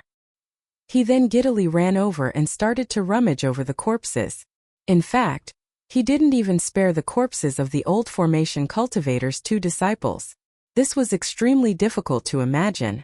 A beautiful young man who was so fond of wearing perfume and makeup was actually digging up graves and rummaging through corpses without any burden in his mind? It was inevitable that Lu Tai's body became stained with blood and dirt. However, it wasn't long before he was completely cleaned and refreshed thanks to the help of the 5-colored rope tied around his arm. Immortal treasures were indeed mystical and unfathomable. Lu Tai continued to mumble to himself as he patted down the corpses, complaining, "You're a grandmaster from the cultivation world, yet you're actually so poor. Here, take a look at this. This is Ma Wanfa's pocket treasure, and it's filled with mountains of gold and silver. But what about you? You should be so ashamed of yourself that you come back to life before dying again." "Ah? I'm not scolding you or anything, but you're genuinely very poor compared to your master. Only this stack of money is able to solve one of my urgent needs. After all, trying to gift people snowflake coins outside the mountains will only invite the shopkeepers to beat me. Remember to find yourselves a better master when you reincarnate, you poor mandarin ducks. You shouldn't follow this kind of master even if they're slightly more powerful." Chan Ping'an didn't disturb Lu Tai as he busily ran around. However, he felt like the handsome young man was extremely unfamiliar at this moment. In the end, Lu Tai reburied the corpses and clapped his hands, a satisfied smile on his face as he looked at the even ground. "The main culprit hiding behind the scenes is already dead. Everything is fine now," he announced. Lu Tai walked back to the tall tree where Chan Ping'an was sitting. However, he refused to leap up no matter what, and he instead looked up and beckoned the young boy to come down, exclaiming, "It's time to share the spoils. Did you already perform a divination before, and obtain an answer regarding today's incident?" Chan Ping'an asked. Lu Tai raised his hand and faltered for a moment before continuing to smooth out the hair by his sideburns. There was a soft expression in his eyes, and his hands also moved in a seductive manner as he chuckled. "I'm performing divinations every single day. This is a daily task that naturalist disciples are required to complete. Otherwise, I would have told you to flee right from the very beginning. However, I can't reveal these kinds of secrets to you. Revealing them will render them ineffective." Chan Ping'an looked at Lu Tai for a moment before saying, "Don't let this happen again." Lu Tai pursed his lips in disapproval and replied, "What's wrong with going with the flow? Refusing to seize such good opportunities will invite divine punishment from the heavens." After saying this, Lu Tai flicked his wrist and caused a green ritual baton to appear in his palm. This is Ma Wanfa's pocket treasure that holds all of his belongings and treasures. He's accumulated quite some wealth compared to that sword practitioner, Do Ziji. He was only a Dragon Gate tier cultivator, Yet he was already able to possess a pocket treasure. However, this isn't the most impressive thing about him. Do you know what the most impressive thing about him is? Chen Ping'an shook his head. Lu Tai chuckled and replied. Ma Wanfa was a so-called silkworm farmer, a very rare type of cultivator who's skilled at reeling silk from cocoons. It was because of this that he coveted our treasures so much, going as far as to gather all those cultivators to hunt us. Ma Wanfa was confident that he could extract our pocket treasures after killing us. However, he most likely didn't imagine that both of us were so-called sword immortals in the beginning. Trying to obtain my 2 bonded flying swords is nothing more than a foolish dream. However, it's a different story for you. So if your sword nurturing gourd was stolen, Chen Ping'an remained silent. However, it was a different matter for items that were refined in a normal manner and secretly hidden inside one's acupoints. After a cultivator was killed, there was a certain chance that these items would remain in their lingering soul instead of dispersing straight away. If an item were extremely high grade, however, there was even a chance that it might jump back into the world even if the soul of its owner were completely destroyed. There were many mystical realms formed from shattered blessed lands in the world, and after the immortal clans were forced to open them, it was because of this exact reason that people would frequently find high-grade immortal treasures near the tombs and corpses of deceased immortals. When it came to qi refiners, it was destined that they would only possess a very small number of bonded items, if they possessed any at all. They would possess slightly more refined items, but still few enough to count on 2 hands. After all, the higher the grade of a spirit tool or immortal treasure, the more difficult it would be to refine. The amount of time, effort, and extremely rare treasures required was enough to dissuade the large majority of cultivators under the rank of Earth Immortal. There was also the example of that immortal sword from Mount Longhu's Heavenly Master residence. Even though its owner was a profoundly powerful great Heavenly Master, they were still unable to refine the immortal sword and transform it into their bonded immortal sword. It was the same situation with the Taoist's second disciple and his immortal sword. There were many sword immortals in the 9 continents, and there were naturally many immortal swords as well. In terms of genuine immortal swords, however, there were only 4 in all of the worlds. This had already been the case for tens of thousands of years. It was because of this that Wind Snow Temple's Ruan Qiong had vowed to forge a brand new immortal sword, one without precedent and without rival in the future. Otherwise, just how pathetic and boring would it be if the current generation was inferior to previous generations in every facet? Moreover, why were powerful military and cultivators widely regarded as walking arsenals? This was due to the fact that they were capable of refining more immortal treasures. Just imagine this. After using some secret technique to transform themselves into a being with 3 heads and 6 arms, a military and cultivator then held a divine weapon in each hand and protected themselves with a high-grade divine dew-bearing armor. Add to that their innately powerful physique, who would still dare to rival them? Military and cultivators were famous for being unkillable, yet they were even more renowned for being able to kill others with ease. Lu Tai was in a delightful mood, so he gave Chen Ping'an a detailed explanation about so-called silkworm farmers.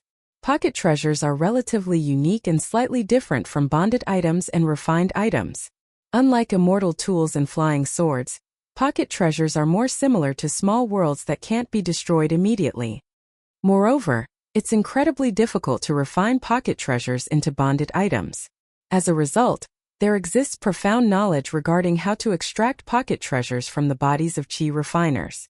Successfully extracting a pocket treasure will bring one explosive wealth that's enough to last them years. There's a specific type of person from the mountains called silkworm farmers, and these people possess clan-inherited or force-inherited secret techniques that allow them to extract pocket treasures from the souls of qi refiners. Lu Tai clicked his tongue in wonder and continued. Ma Wanfa would have become filthy rich if he managed to kill us. With your sword nurturing gourd and my pocket treasure, perhaps he could have used this immense wealth to forcefully advance to the level of terrestrial immortal. Lu Tai suddenly narrowed his eyes and asked with a smile, "You're not going to ask how I killed that Dragon Gate tier cultivator?" Chen Ping'an retreated a single step before summoning 1st and 15th from his sword nurturing gourd. His flying swords hovered to his left and right, guarding him against danger. "How did you see through me?" Lu Tai asked in curiosity. Chen Ping'an expressionlessly pointed at his arm. There was no 5-colored rope tied around Lu Tai's arm. Moreover, Qian Ping'an had a nagging feeling that something was off about Lu Tai even though he was purposely acting in a feminine manner. Things just didn't seem as natural as usual. Not only that, but why had Lu Tai insisted on explaining Ma Wanfa's identity as a silkworm farmer? It was as if he were purposely trying to conceal something. However, Lu Tai's reply to Qian Ping'an's initial question about divination had been absolutely flawless. This was what made the situation so strange. Perhaps Ma Wanfa was also a demonic cultivator? Not only was he skilled in illusion techniques, but he was also adept at capturing and interrogating souls. Lu Tai's expression was initially dark and cold, yet it eventually transformed into one of suppressed laughter. In the end, he couldn't help but clutch his stomach and roar with laughter. He pointed at Qian Ping'an and laughed. If it were anyone else, my act of purposely putting away the 5-colored rope, feigning awkwardness, and revealing a slight hint of killing intent would have been completely useless. I may as well have been making eyes to a blind person. However, it was just right for you, Qian Ping'an.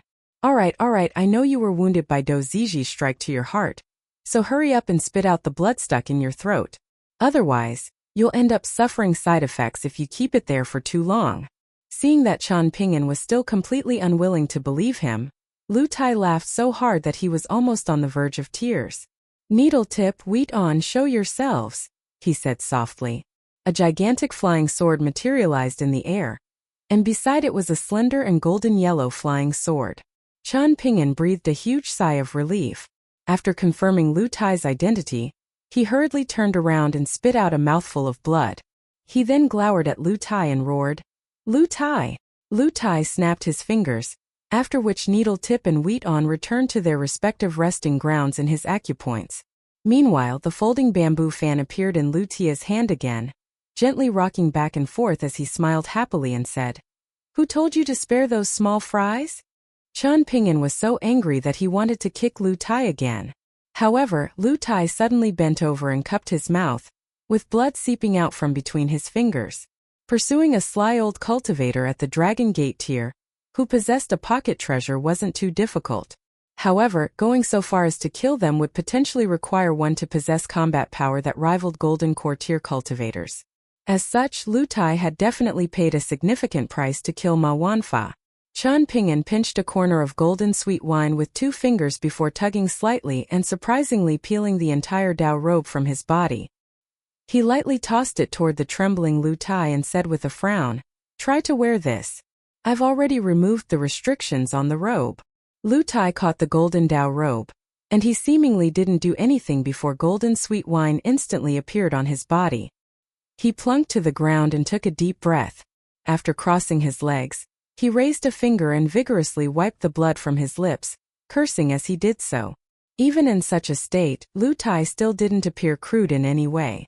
"I wouldn't have been so disheveled if I didn't swallow those alchemical pills and elixirs like buns and teas in order to stay at the peak of my powers the entire time. If we split Ma Wanfa's belongings in half, then you'll make a killing while I'll suffer a huge loss." Qian Ping'an squatted down beside Lu Tai and casually stabbed deep infatuation into the ground, huffing and replying, "Do Ziji's sword belongs to me. However, everything else can belong to you." Lu Tai's eyes widened in astonishment, and he scolded in anger. "This sword is the most valuable treasure, okay? It's a sword that even martial arts grandmasters at the spirit refining tiers can use." Do Ziji definitely parted with a significant amount of his wealth in order to obtain this immortal treasure back then. Perhaps he even parted with all of his wealth, and that's why he agreed to help Ma Wanfa rob us this time. Qian Ping'an grinned and replied, "I don't care about all of this." Lu Tai's aura stabilized significantly after he put on golden sweet wine, and he said, "Alright, let's review the battle now." The formation being set up by the old formation cultivator was called the mountain moving formation. It can cause the souls of those inside the formation to falter and slow down, as if they're trying to move a mountain. This formation is extremely effective against chi refiners under the Golden Core tier. The small formation flags that he used aren't very high grade, but the large number of them means that they're still worth some money. When I was returning, I coincidentally came across that unlucky old formation master. He was almost sliced into 2 by Needle Tip, and he was so terrified that he immediately dropped to his knees and begged for his life. There was snot and tears all over his face. I asked him to hand over all of his treasures, but the old man was naturally unwilling to do so. In the end, he put up one final struggle and fought to the death with me. I had no option but to end his life. Afterward, I also examined the old man's soul to determine whether he was hiding any pocket treasure or refined immortal treasure. This caused my injuries to become even more severe. However, it's a pity that I only managed to obtain this book, Silkfish Talismans. As it turns out, the talismans used to trap your 2 flying swords were the essence of this talismanic text, the Drywell Talisman. This talisman belongs to a lower grade than the Sword Scabbard Talisman and Mountain Sealing Talisman that I mentioned before, but it is quite an interesting talisman in its own right. Bringing this book back to my clan and placing it in the scripture library will also be a meritorious act for me. If you had killed the old formation master, then the 2 of us could have split his treasures in half and I wouldn't have needed to increase the severity of my injuries either. Yet, now that I've risked half my life to kill the old formation master, how can you ask me to split his treasures in half? Just how infuriating would that be? The demonic cultivator sacrificed his clay pot in order to hold me back, Qian Pingyun explained. If it weren't for my Dao robe, I would have almost failed to block that soaring yin energy and the large cloud of churning black smoke. In that case, the castle in the distance would have been brutally massacred by him. They would have suffered an unexpected and undeserved calamity. Lu Tai raised the ritual baton in his hand and said, "This green ritual baton is carved from material even rarer than grain rain coins. It's a material that can only be found through fortune rather than intention. As a result, this pocket treasure is worth far more than ordinary pocket treasures. However, the contents inside it aren't all that special. There are some mortal treasures such as gold and silver, and also a large pile of antique relics and small trinkets. However, Ma Wanfa's appraisal skills were shocking, and countless treasures in his collection are actually low-quality counterfeits. The few bottles of alchemical pills in his pocket treasure are also quite mediocre. Ignoring the value of this ritual baton, the contents inside are only worth roughly 10,000 snowflake coins in total. Compared to the wealth of Dragon Gate tier cultivators in Middle-earth Divine Continent, those in Parasol Leaf Continent are indeed far inferior." Lu Tai's voice was filled with disappointment. It was also filled with pride as someone from Middle-earth Divine Continent. This sense of pride was similar to how some sword cultivators look down on other chi refiners. It was also similar to how people in Complete Reed Continent had looked down on Eastern Treasured Vile Continent. In fact, even Qian Pingyun wasn't innocent when it came to such kinds of emotion. When he had come across that group of kind-hearted elite cavalrymen and soldiers from the Great Li Empire during that windy and snowy day at the borders, Qian Pingyun had also felt secretly proud upon hearing the little boy in azure and the little girl in pink mention how rotten and weak the soldiers and officials of Yellow Court Nation were. "Only 10,000 snowflake coins?" Qian Pingyun exclaimed in helplessness. "Or else?" Lu Tai retorted. Qian Pingyun remembered that for the past few hundred years, the most expensive immortal treasures in Ceremony Mountain's Kuan ship had also sold for around 10,000 to 20,000 snowflake coins. This was an exorbitant amount of money to the 2 sisters on the Kuan ship. Their feeling toward this was similar to how Qian Pingyun had felt back when he was still an apprentice in the Dragon Kiln, and listening to Lu Xianyang mysteriously talking about the large estates in Fortune Street, and how they were worth several thousand taels of silver. At that time, Qian Pingyun had only seen loose silver a handful of times. He wondered whether Chen Shui and Qiu Shi had seen grain rain coins many times after he disembarked the Kuan ship. Lu Tai was busy taking advantage of the spiritual energy from golden sweet wine to treat his wounds, so he didn't notice the expression of sadness on Qian Pingyun's face. He humped coldly and said, "My 5-colored rope was severely damaged when I fought to the death with Ma Wanfa, and one of my defensive immortal treasures was also completely destroyed. Disregarding the cost to repair the 5-colored rope, do you know how much that immortal treasure was worth?"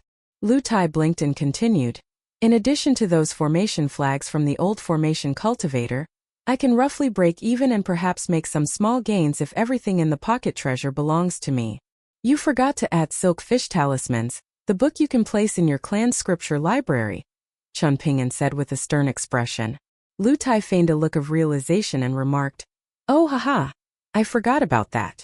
Chen Ping'an pointed at the pocket treasure in Lu Tai's hand and said, "There's also this ritual baton." Taking a step back and assuming that we genuinely split its value in half, how much is half this ritual baton worth? A pocket treasure isn't cheap, is it? Chen Ping'an, Lu Tai exclaimed in anger. I've suffered such severe wounds, so can you at least let me cry poor? I already said that everything belongs to you apart from this sword, so why are you still lamenting about this and that? What are you trying to achieve? Chen Ping'an asked. Lu Tai sighed and replied, It's naturally because I feel like I'm getting the better end of the deal and not being very kind to you. So I need to come up with some way to both accept this huge profit and feel at ease at the same time. Chen Ping'an didn't know whether to laugh or to cry. Just how bored are you? He exclaimed. Chen Ping'an faltered for a moment before asking, Oh, that's right, what did that person mean by becoming one before? Lu Tai smiled with squinted eyes and replied, You'll understand once you visit more brothels and drink more flower wine in the future. Chen Ping'an ignored his teasing remark and placed the sword horizontally in front of him. He then slowly drew the sword from its scabbard, revealing its blade that was as clear as autumn water.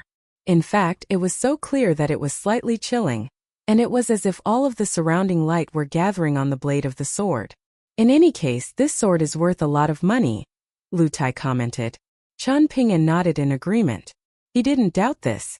The grandson of water-combing nation's sword Saint Song Yushao had especially traveled to an immortal ferry station located on the border of two nations once and spent 900 snowflake coins to purchase a short sword forged in the mountains.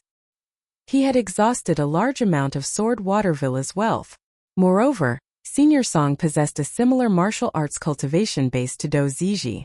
However, the Cultivation Foundation and the sword true intent of Song Yushao and Do Ziji were vastly different, even though they were both top-notch sword practitioners in the martial arts world.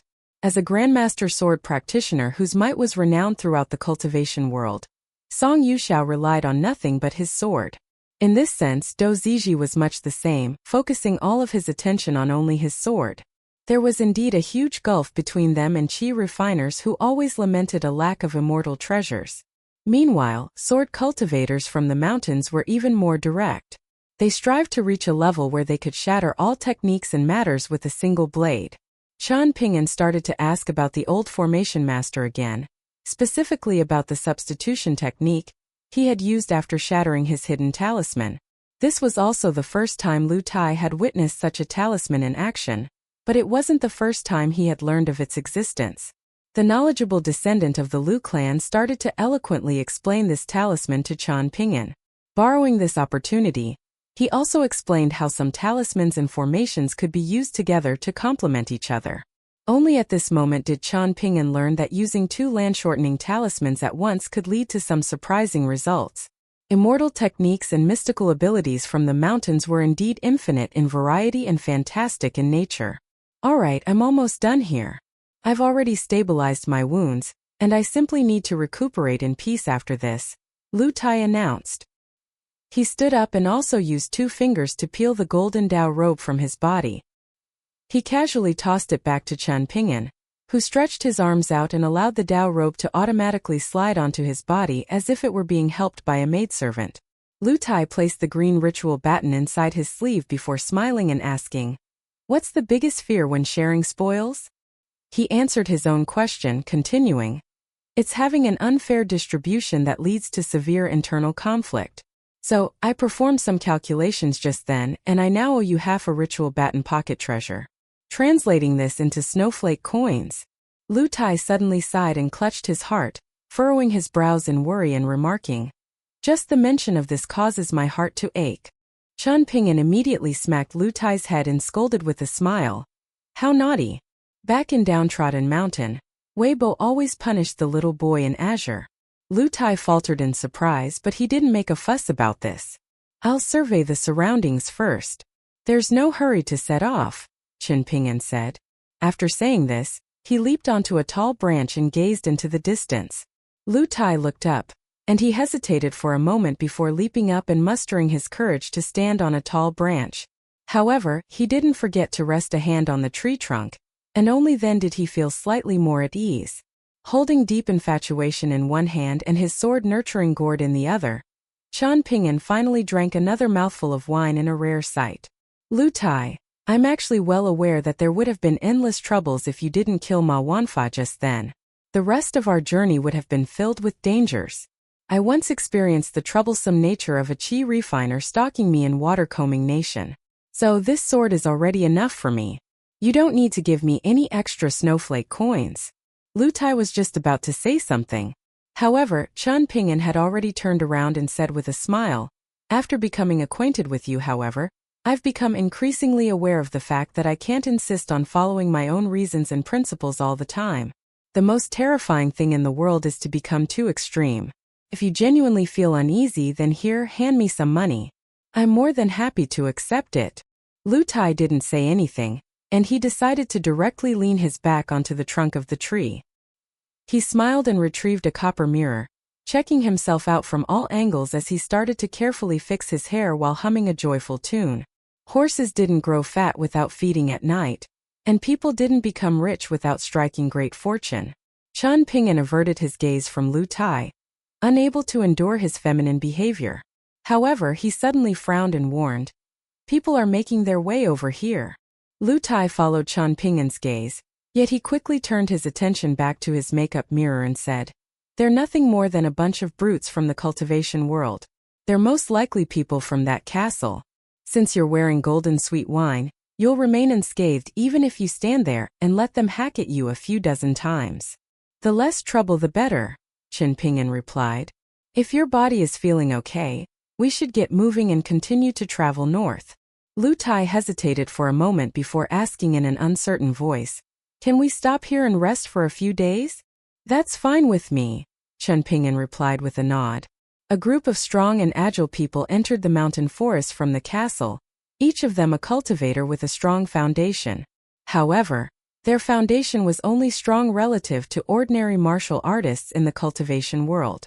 The leader was an elder in azure who had long sideburns and an elegant bearing. His breathing was calm, and his footsteps were light. He was most likely an elite at internal martial arts. 1. There were two youths around 20 years old behind him, one male and one female. Both were dressed in luxurious clothes, with the young man appearing handsome and the young woman appearing gentle. Their appearances were slightly similar, and it was very likely that they were siblings. The young man carried a composite bow on his back, while the young woman was wearing embroidered martial arts boots and carrying an exquisite snake-shaped golden bracelet. They were like a pair of powerful and refined youths. There was a group of a dozen or so strong and solidly built subordinates further behind them, and all of them were dressed in simple and tight-fitting clothes. However, they suddenly saw two young males walking over from the distance. They all stopped and grabbed their weapons, their expressions filled with alertness and apprehension. The old man leading the group smiled and cupped his fists, saying, "I'm Hiya, the administrator of the Flying Eagle Fortress. Young masters, have the two of you seen any esteemed immortals or demons nearby?" Lu Tai smiled with squinted eyes and replied, "Since when have immortals and demons ever existed in the world? Perhaps you're joking with us, old mister." The old man was rendered speechless. Meanwhile, the eyes of the young woman lit up when she saw Lu Tai, someone who looked like an immortal from the stories. She became full of energy and enthusiasm. Her older brother was relatively more cautious, sweeping his gaze across the two uninvited guests and sizing them up. There were no renowned sceneries within a 50-kilometer radius of the Flying Eagle Fortress, and there were only the most ordinary mountains and rivers. Moreover, there were only two mountain paths that led toward the Flying Eagle Fortress, one wide and one extremely narrow. However, the former would reach a dead end a good distance from the fortress. The intention was to prevent outsiders from following the wide path and finding the fortress that was secluded from the world. Approximately 3 to 4 decades ago, the Flying Eagle Fortress had still been a dominant martial arts force in the Agarwood Nation. After suffering a huge calamity, however, the fortress had started to seclude itself from the outside world. It purposely destroyed the wide path that led to the fortress, and people from the fortress rarely ventured out. However, the Flying Eagle Fortress wasn't necessarily isolated from the outside world, as there was still a stream of necessary trade between the fortress and other cities. Members of the cultivation world who had a good relationship with the fortress would also visit occasionally to relax or test out their martial arts skills. It was already quite strange that the young boy and the young man had appeared here. Just then, the fortress had discovered a terrifying battle between immortals near this area. There were churning clouds of black smoke, and there were also dazzling rays of light. In the end, a dignified golden Tao manifestation had surprisingly materialized in midair and towered over the mountain forest. The large majority of people in the Flying Eagle Fortress had never witnessed such kinds of astounding scenes before. Thus, the fortress was instantly filled with apprehension and spirited discussions. After a series of discussions, the lord of the fortress asked Administrator Hiya to venture out and examine the situation. As for the young man and the young woman, they had secretly sneaked out without receiving prior approval. After meeting up with Hiya halfway to the destination, the old administrator had no option but to bring them along with him. However, he purposely slowed down and took some detours before belatedly arriving at this location. In the end, he came across these two people who were seemingly enjoying the scenery in a leisurely manner. Hiya appeared calm on the surface, yet he was actually feeling extremely tense on the inside. He was afraid that the two immortal-looking young masters would suddenly bare their fangs and attack their group. Apart from elderly people like Hiya who had a wealth of experience in the cultivation world, even the current lord of the Flying Eagle Fortress had little understanding and appreciation of those strange and secretive things that existed in the cultivation world but not in the mortal world. However, this was only natural since the fortress lord had only heard about these things before but never witnessed them himself. Hiya was different, as he had journeyed across the cultivation world in the past. He had visited the so-called waste of the mountain several times. Because of this, the old administrator insisted on creating many rules that the youths in the Flying Eagle Fortress found extremely strange. For example, the Flying Eagle Fortress had to plaster talismans written in red ink and purchase from external Taoist temples on several important gates whenever it was New Year, the Double Ninth Festival, and so on. There was also the soul-calling ceremony that was performed after young children received frights, the incense and fruit that elderly residents would often offer on fork roads, and so on. Many people were oblivious to the deeper meaning behind these things. Whenever someone died an unnatural death in the Flying Eagle Fortress, for example drowning, accidents, and other kinds of causes, the old administrator would insist on following even more rules. Which young and strong men carried the coffin and buried the deceased, where the deceased was buried, which people born at which hour of the day were responsible for wake-keeping on what days, who was responsible for offering incense during the first 7 days, and so on and so forth. There were enough rules to annoy the young people to death. Lu Tai first asked the old man whether he was from the fortress. After receiving an affirmative answer, Lu Tai smiled and asked whether they could head over to stay in the fortress for a few days as it had been far too unbearable camping in the wilderness for the past while. The old administrator was extremely hesitant, yet the young woman with the golden bracelet had already nodded in agreement. Chan Ping'an subtly shook his head in disapproval. This young woman was far too careless. Was she truly not afraid of inviting wolves into the fortress? Looking at the young man in azure who was gazing at him with a smile, the old administrator suddenly smiled in a carefree manner and replied, "Those who come here are all guests. The two of you have traveled here from far away, so it's only right for the Flying Eagle Fortress to warmly welcome you now that we've met." Lu Tai and Chan Ping'an followed the group of people to the Flying Eagle Fortress, which was located 5 to 6 kilometers away. However, the winding mountain paths meant that they needed to walk for much more than 5 to 6 kilometers. As they walked, it was the young woman who continued to engage in idle chatter with Lu Tai the entire time. Walking in front of them, Administrator Hiya kept his ears pricked the entire time, not willing to miss a single word. The surname of the fortress lord was Huan. The young woman was Huan Shu, and her older brother was Huan Chang. According to the genealogical records of the Huan clan, they had moved from Lasting E Nation to Agarwood Nation over 600 years ago, in order to escape the flames of war. Their ancestral hall was called Zhongying Hall. Chun Ping'an didn't understand these things at all. However, Lu Tai was able to talk about anything, and he referenced many other sources and books as he discussed the impressive nature of the surname Huan with the young woman. Chun Ping'an was still unable to understand their conversation. A flat and neatly paved path appeared underfoot when they neared the Flying Eagle Fortress. Lu Tai looked up and smiled. A shivering woman dressed in a fur coat stood in front of a railing located on the highest building in the fortress. She appeared anxious as she watched the path outside the fortress, and only felt a sense of relief after she vaguely caught sight of her daughter in the distance. However, the woman herself was unaware of something, and no one in the Flying Eagle Fortress had ever been able to see this either. Blood was flowing from all 7 orifices on her face, murmuring along and making her appear as pitiful as could be. The sun was shining brightly outside the railings, yet the atmosphere was slightly dark and gloomy inside the railings. If one stood near the woman for too long, one would feel a slight chill on their skin as if they were submerged in a cold river. Thus, the woman had already gone through many maidservants during the past few years. Without exception, all of these maidservants became sickly and feeble after serving her for a while. However, the majority of them would recover after leaving the woman's side. As time went on, this no longer seemed strange and it instead became accepted and natural. The fortress stood tall amid the mountains and waters, and if one didn't look carefully, one would easily miss the ancient talismans written in red ink and stuck high up on the left and right sides of the city gate.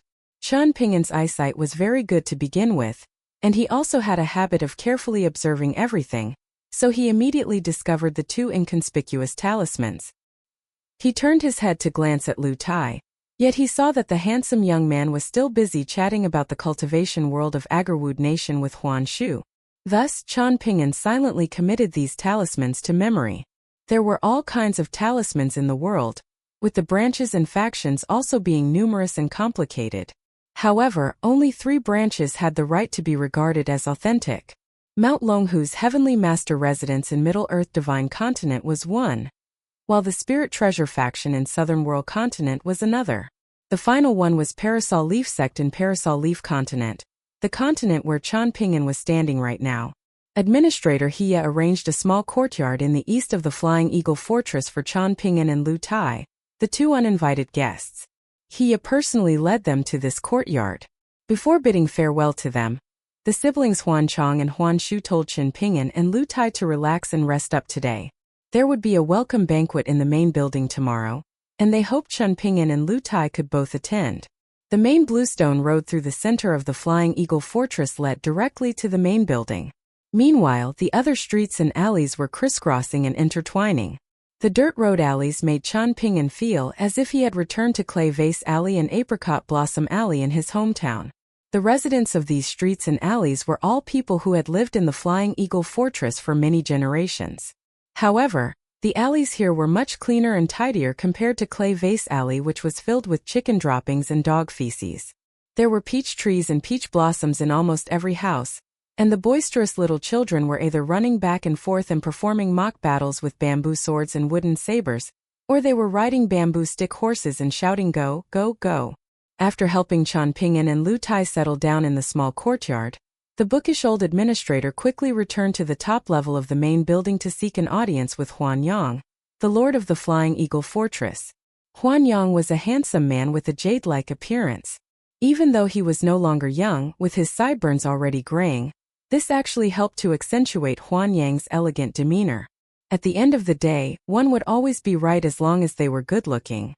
This was the same for both males and females. On the other hand, one would always be wrong if they were the opposite of good-looking. Sitting on a simple and ancient-looking arhat bed, Huan Yang raised a hand and gestured for Hia to sit down beside him. The old administrator looked down at his muddy boots before shaking his head with a smile. He then carried a chair over to sit down beside the arhat bed. Huan Yang frowned and asked, "Uncle He, why did you bring 2 outsiders into the Flying Eagle Fortress? Are they related to the esteemed immortals from the mountains to the west?" "It's hard to say right now," Hia replied with a helpless expression. Things had already settled down when we arrived, and it was very likely that those immortals and demons retreated after their battle ended. I secretly ordered 2 people to stay back to search for any clues, yet they were unable to discover anything useful. The victorious party probably used some immortal secret technique to wipe away all traces. Huan Yang smiled wryly and said, "In fact, it would be quite good if those 2 people are genuinely immortals from the legends.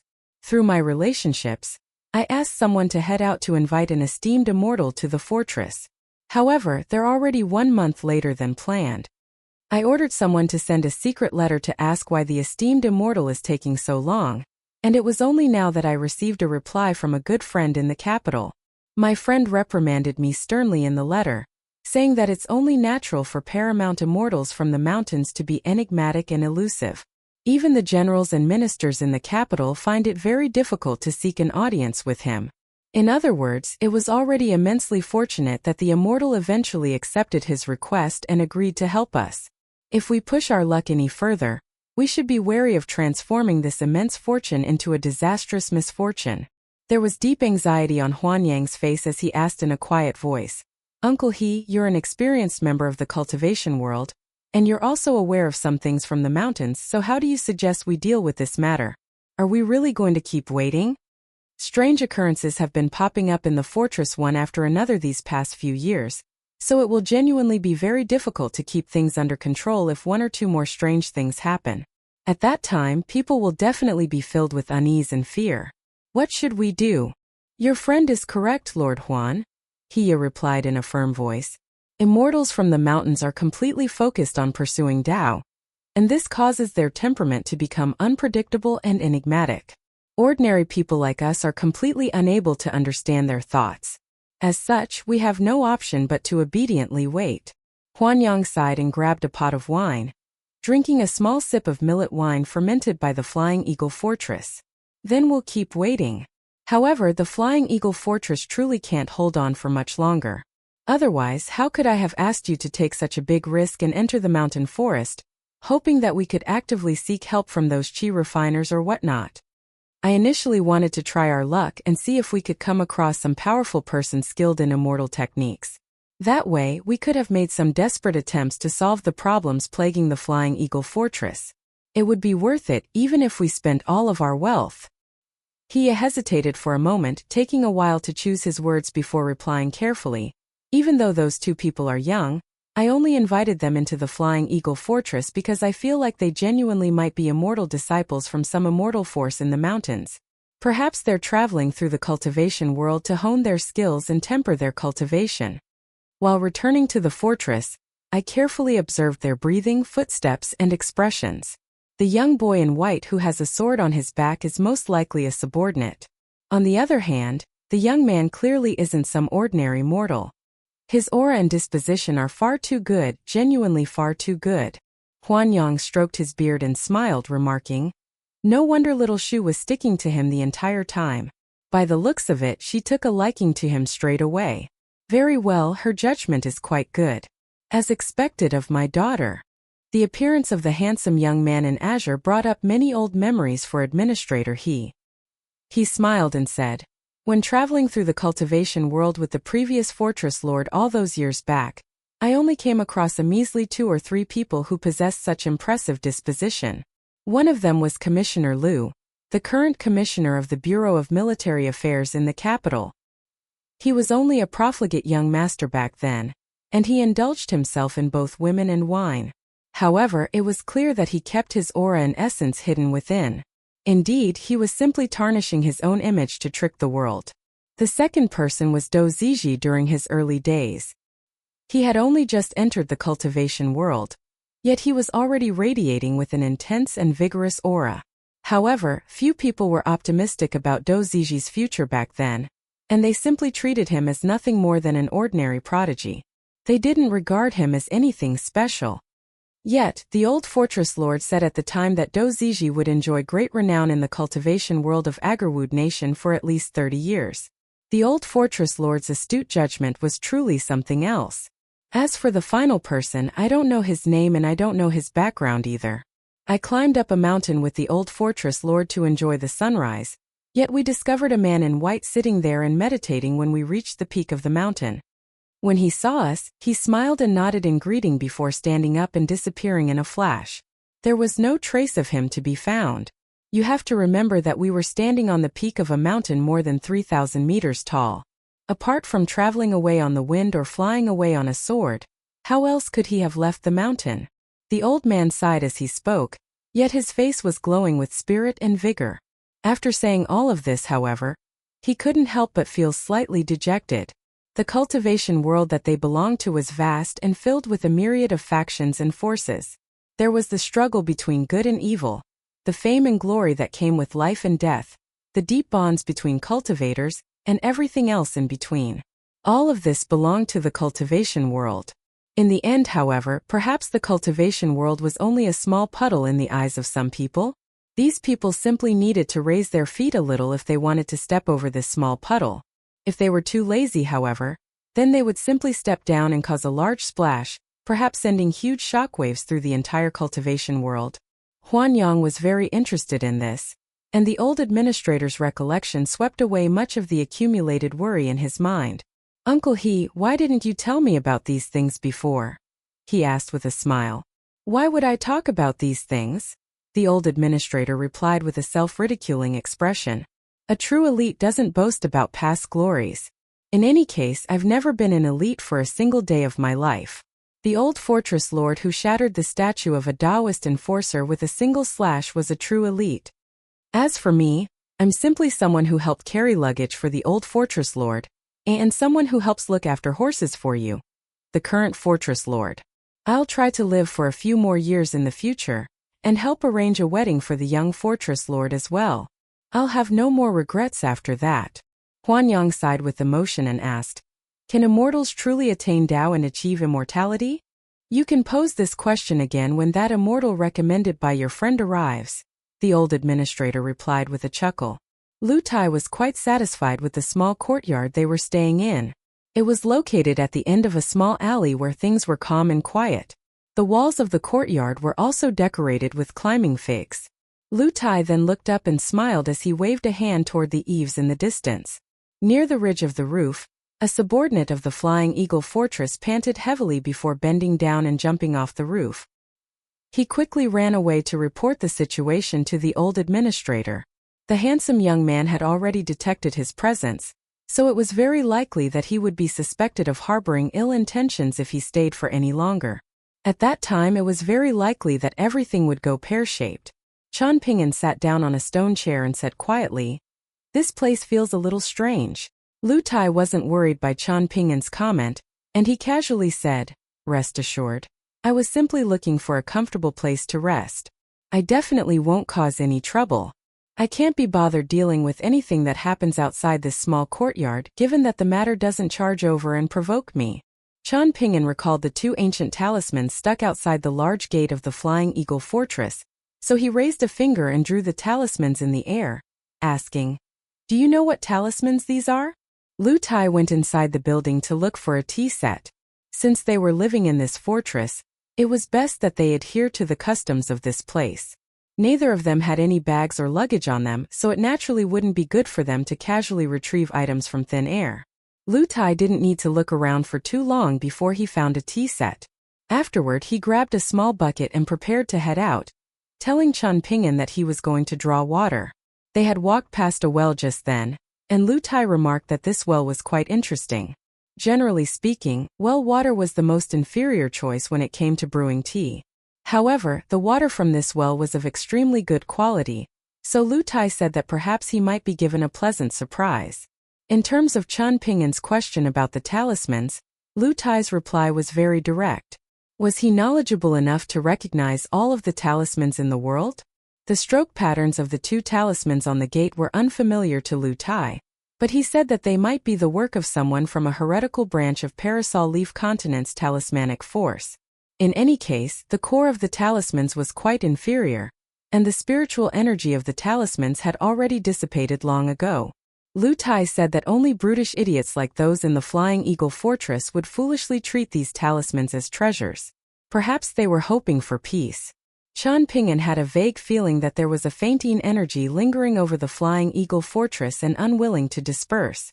However, it wasn't worth a mention compared to the churning black smoke filled with soaring murderous aura that the demonic cultivator had unleashed after crushing his clay pot. After a while, Lu Tai returned with an empty bucket. "What's wrong?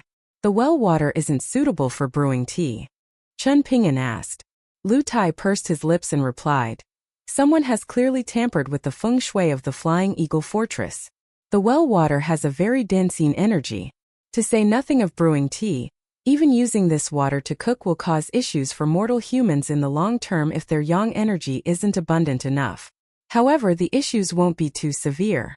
I surmise that a lot more girls have been born in the past 10 to 20 years, a lot more than boys. If this continues, then the Flying Eagle Fortress will end up in a state where yin energy is dominant and yang energy is inferior.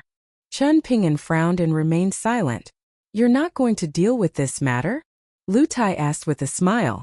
Chen Ping'an shot a glance at him and replied, disregarding any potential grudges they have in the cultivation world, we're completely unaware of whether trying to solve this problem is saving them or harming them.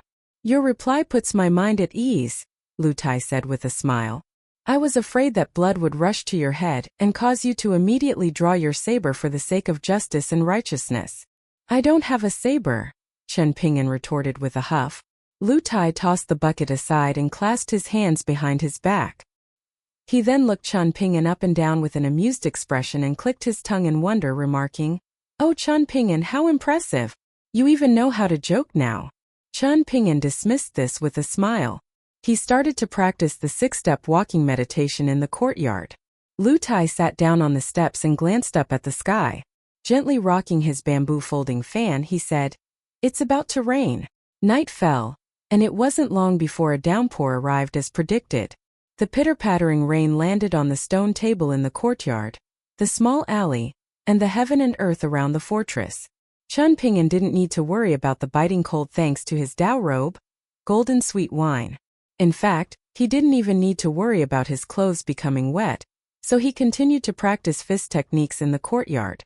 In any case, Chen Ping'an was intoxicated by the feeling of his punches blasting apart the falling drops of rain. Meanwhile, Lu Tai had already gone inside to shelter from the rain. Even though the autumn wind and autumn rain caused the temperature to drop, the handsome young man was still sitting there and rocking his bamboo folding fan as always.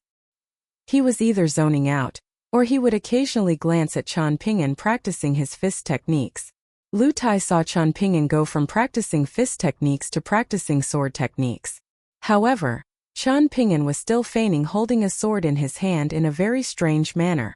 Lu Tai smiled and said, In the past, people always viewed rain as a union between heaven and earth, and a state of mutual harmony between yin and yang.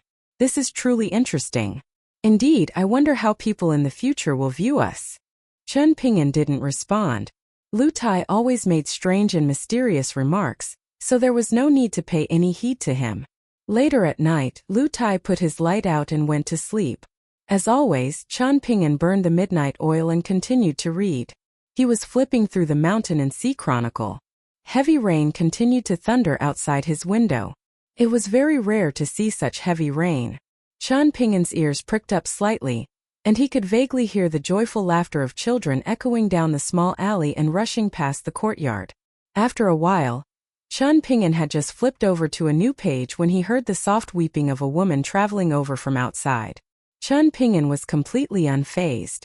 Afterward, the sound of a coughing old man gradually faded into the distance.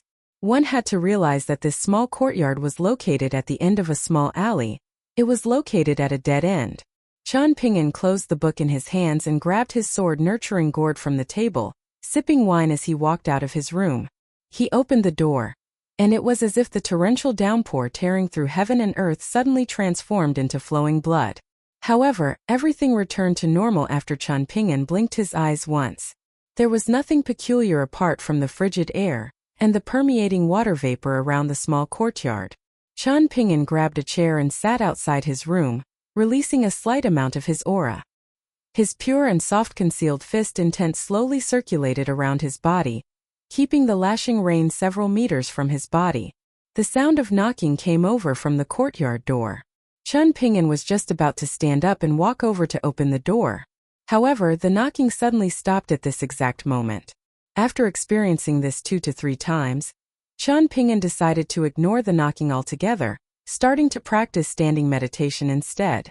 The downpour gradually calmed down after 15 minutes, transforming into a pitter-pattering drizzle. The harrowing sound of fingernails scraping across a hard surface traveled over from the courtyard door. Chen Ping'an opened his eyes and sighed. He pinched a yellow paper treasure pagoda demon-suppressing talisman from his sleeve before standing up and slowly walking to the courtyard door. Like a brilliant sun tearing through the night sky, The yellow paper talisman between his fingers shone with a dazzling golden radiance. However, Lu Tai suddenly opened his door and said through a yawn, "Hurry up and put that away. Otherwise, you might accidentally frighten those ghosts to death." Chen Ping'an ignored Lu Tai's lame humor. He was just about to open the courtyard door and toss the yellow paper talisman into the small alley. He would do this before caring about anything else. "Don't act rashly and alert our opponent," Lu Tai warned. Chen Ping'an thought for a moment before continuing to the courtyard door. After pulling back the bolt and opening the door, he saw that there was clearly no one in the small and muddy alley that was permeating with eerie energy. However, he could hear quiet chatter floating around the surroundings, and he could even see footprints of varying depths and sizes appearing along the muddy alley. Chen Ping'an leaned over and stuck the yellow paper talisman onto the courtyard door. Before closing the courtyard door and going back inside, he glanced around and saw two people braving the rain and walking through the small alley in the distance, one adult and one child. They were both wearing coarse white clothes, and the child didn't turn his body as he twisted his head 180 degrees to face Chen Ping'an. He grinned and gave a silent laugh once again. The head of the deathly pale young boy in white mourning clothes turned 180 degrees before he followed the adult forward and vanished into the depths of the small alley. Chen Ping'an's expression remained calm the entire time. He didn't gaze at those eerie scenes anymore, and he simply stole a glance at the demon-suppressing talisman on the courtyard door. His heart didn't need to ache too much because the talisman was only made from ordinary yellow talisman paper. The courtyard door was drenched from the heavy downpour just then, yet the talisman that Chen Ping'an had casually whacked on was stuck to it surprisingly firmly. There were also two of the most commonly seen colorful door gods stuck on the courtyard door. However, it was unknown whether they were sages from Parasol Leaf Continent's Martial Sage Temple or meritorious generals from Agarwood Nation. It was already more than halfway through the year, so the colorful door gods had already lost most of their color thanks to the punishment from the elements. They were slightly dull, and there was even a hint of age and decay about them. Chen Ping'an's qi and blood were much stronger after advancing to the 4th tier of martial arts, and his soul was also considerably tougher than before. Thus, his manner of viewing the world was naturally different from before. Similar to how qi refiners could observe qi, Chen Ping'an could also catch glimpses of the flowing spiritual energy now. This was especially the case after wearing golden sweet wine, as he could verify his observations by understanding the amount of spiritual energy that his Dao robe absorbed. This was incredibly helpful. He looked up at the two door gods dressed in bright and dignified armor. In reality, their small amount of divine aura had long since vanished, slowly eaten away and eventually extinguished by the energy that permeated through this strange small alley. Could this be considered heroes caught in difficult circumstances? Chen Ping'an sighed and stood up on his tippy toes, using his fingers to flatten out the small creases on the treasure pagoda demon-suppressing talisman. According to the market value, how many pairs of colorful door gods could he purchase for the price of one treasure pagoda demon-suppressing talisman? He felt a little angry upon thinking of this. Chen Ping'an walked inside and locked the door. Lu Tai had no intention of going back to sleep after waking up, so he also grabbed a chair and sat in the courtyard. Before Chen Ping'an could say anything, Lu Tai seized the initiative and explained, "When it comes to entities with weak cultivation bases, some of them will just frighten people and at most harm those mortals with innately weak yang energy. Or they might wander around during the night and suddenly jump out to scare people, taking advantage of people's shuddering souls to extract a tiny bit of their souls. Some of these entities will also target people whose ancestors didn't accumulate merit and whose door gods have lost their power. They'll enter the nightmares of these people and cause them to suffer from sleep paralysis. There are some mortals who don't understand the rules and seek trouble for themselves. For example, they might piss on the ghostly streets of entities and thus draw trouble to themselves." Lu Tai retrieved his bamboo folding fan and started to loudly rock it back and forth. The frigid air in the courtyard was instantly sent scattering, replaced by an unexplained sense of comfort and warmth. Wisps of gray smoke rose from the rain before circling around and eventually dissipating. Lu Tai smiled and continued, "These ghosts and entities are just as clueless as the people in the Flying Eagle Fortress. They're completely oblivious to our actual strength. However, it's a shame about that demon-suppressing talisman. Imagine if the talisman were drawn by a heavenly master or an esteemed master from the Spirit Treasure faction using the same material as a base. Lu Tai paused for a moment before purposely rubbing salt into Qian Ping'an's wounds, saying, "In that case, just a single talisman stuck on the city gate of the Flying Eagle Fortress would be enough to protect its population of several hundred people for at least 3 to 5 years. They won't need to worry about being harassed by ghosts and entities. That's quite unlike you, an absolute novice when it comes to talismans. You're relying on a breath of true qi to draw talismans, so it's destined that you won't be able to draw spiritual energy from heaven and earth. That being the case, your talisman is akin to a body of water without a lasting source, so how long can it possibly last?" Sitting on a chair opposite Lu Tai, Qian Ping'an asked, "Why didn't you come out earlier?" Lu Tai smiled faintly and replied, "Come out to do what? Chatter with those entities? Discuss the local people and customs with them? Ask them why they're trying to scare us and what their subsequent schedule is. Inquire about why the downpour suddenly transformed into blood? No, I would simply tell them that as ghosts and entities, their methods of frightening people are truly far too inferior. In fact, I might even feel the urge to teach them a few impressive techniques." Lu Tai's words became increasingly preposterous. Qian Ping'an held his wine gourd with one hand and pointed at the courtyard door with his other, gesturing that Lu Tai could walk over to chatter with the ghosts and entities right away. However, Lu Tai remained seated, as immovable as a mountain. He closed his folding fan with a crack and said, "I like to interact with the demons and spirits raised in my clan ever since I was little. In fact, one can say that I interacted with them day and night, so I've already become accustomed to them since long ago. Qian Ping'an, if it weren't for you finding them annoying, I would have actually slept better with them wandering around outside. Is this not a taboo for naturalist disciples?" Qian Ping'an asked in puzzlement. Lu Tai gazed up at the rainy sky and replied in a soft voice, "One can't understand good if one doesn't interact with evil. Is there a genuine malicious ghost hiding in the Flying Eagle Fortress?" Qian Ping'an asked in curiosity. Lu Tai nodded and replied, "Indeed. Otherwise, why did I say that this is a brilliant location to kill people and steal goods before fabricating evidence and framing someone else, before our battle just then?" Qian Ping'an nodded in understanding. He remembered this remark very clearly. Lu Tai's hands were lazily resting on the armrests of his chair, causing his large sleeves to droop down. "If the two of us had become a pair of dead lovers in the deep mountain forest before, do you think anyone would have suspected these martial arts brutes from the Flying Eagle Fortress? Naturally not. Thus, those bandits were clearly trying to frame the nest of ghosts and entities here." Qian Ping'an noticed something at this moment, and he suddenly stood up and walked toward the courtyard door. There was a momentary commotion in the small alley outside the courtyard, causing the demon-suppressing talisman on the courtyard door to shine with a flash of explosive golden brilliance. Lu Tai turned around and chuckled. "There's no need to go over. Those ghosts and entities refuse to give up, and they're only willing to relent if they're taught a harsh lesson. Now that they've been punished, they'll probably keep a respectful distance from us for the next while. It will be difficult for me to hear their heavenly voices and enjoy a good night's sleep in the future." Qian Ping'an opened the courtyard door and stepped outside to look up at the treasure pagoda demon-suppressing talisman. Apart from a faint little stain, the talisman showed no signs of crumbling or losing its spiritual energy. Just as Lu Tai had said, the ghost or entity that had come to test the power of the talisman indeed didn't possess a high cultivation base. Qian Ping'an returned to the courtyard and made up his mind. If the ghosts and entities came to provoke him again, then they couldn't blame him for stepping forward and becoming an aggressive neighbor. Lu Tai wrapped his hands behind his head and explained, "Parasol Leaf Continent is a very conservative continent. It doesn't really welcome outsiders from other continents.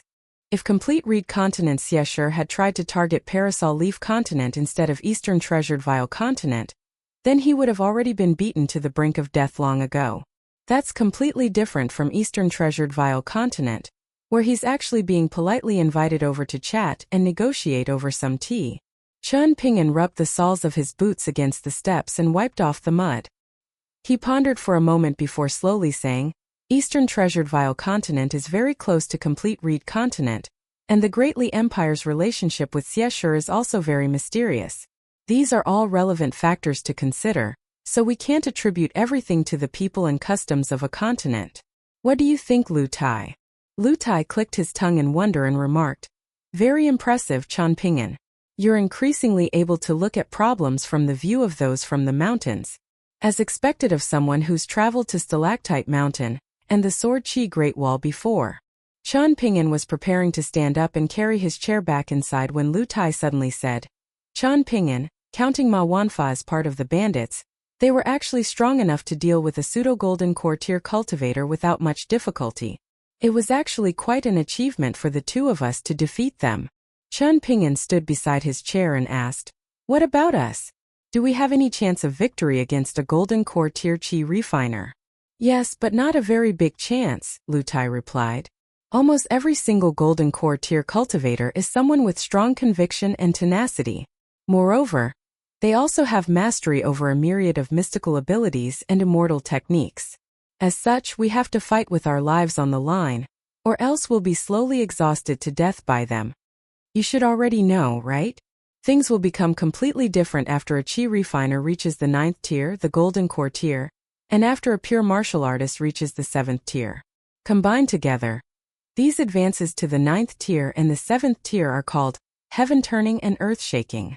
Chan Ping'an sat back down and shook his head, replying, "I actually don't know much about this. Can you explain it to me?" Lu Tai's eyes lit up and he asked, "Can I give you 100 fewer snowflake coins the next time we share spoils if I explain this to you?" Chan Ping'an didn't know whether to laugh or to cry. "You still care about 100 snowflake coins?" Lu Tai laughed and replied, "Of course I don't care about these snowflake coins. Rather, I simply like the feeling of gaining a small advantage." Chan Ping'an extended a hand and gestured for Lu Tai to continue. The handsome young man could pocket this money. Lu Tai was in a brilliant mood, so he kicked off his boots and sat cross-legged on his chair, explaining with a faint smile, "The process of pure martial artists advancing from the 6th tier to the 7th tier is called earth-shaking. Apart from reaching the far-roaming tier which allows martial artists to travel on the wind like immortals, reaching the 7th tier will also allow the soul, spirit, and gall of martial artists to combine into one. Thus, martial artists will gain a completely new outlook on the world after advancing to the 7th tier. As for chi refiners advancing to the 9th tier, the golden core tier, there's the famous and almost overused saying that, 'Those who form a golden core will become one of us.' The truly mystical nature of the golden core tier lies in the fact that there's a huge limitation to chi refiners using mystical abilities before they advance to this tier. This is because the amount of spiritual energy a chi refiner can possess is limited by the number of acupoints that they've uncovered and refined. In other words, they have to conserve their spiritual energy when they fight, just like how you have to conserve your money when you purchase things. However, the amount of spiritual energy a chi refiner can possess will no longer be restricted by their acupoints after they form a golden core. Like a wealthy person building an ice cellar, they can enjoy ice even when it's scorching hot. More importantly, they can even borrow spiritual energy from heaven and earth if they need to. After saying all this, however, what actually is the bridge of immortality? Apart from allowing one to set foot on the path of cultivation, this bridge can also connect one to heaven and earth, and allow one to become an independent small world and blessed land. Chan Ping'an listened to this very carefully. Lu Tai smiled and concluded, "This is why the two of us won't necessarily be able to defeat a golden core tier cultivator even though we killed Ma Wanfa and all those bandits. Does it make sense now?" "So that's how it is," Chan Ping'an replied with a nod. Lu Tai's expression was as if he had seen a ghost, and he asked in confusion, "Did the people who taught you fist techniques, sword techniques, and drawing talismans not teach you about these things?"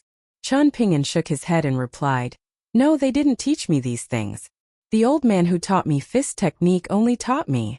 Chan Ping'an stood up and threw a light punch at the curtain of rain before continuing, "How to blast the curtain of rain 30 meters or 300 meters back with a casual punch."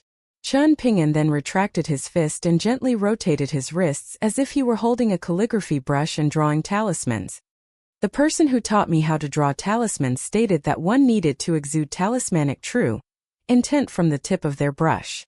A wisp of righteous aura in the mind of a virtuous Confucian disciple should give rise to blissful winds that sweep hundreds of kilometers through heaven and earth."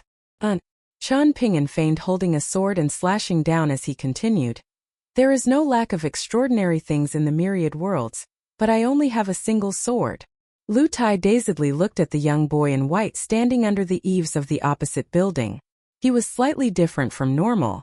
The handsome young man curled up in his chair and placed his hands inside his opposite sleeves, falling silent for a long time. Chun Ping'an cracked a grin and picked up his chair, preparing to return to his room.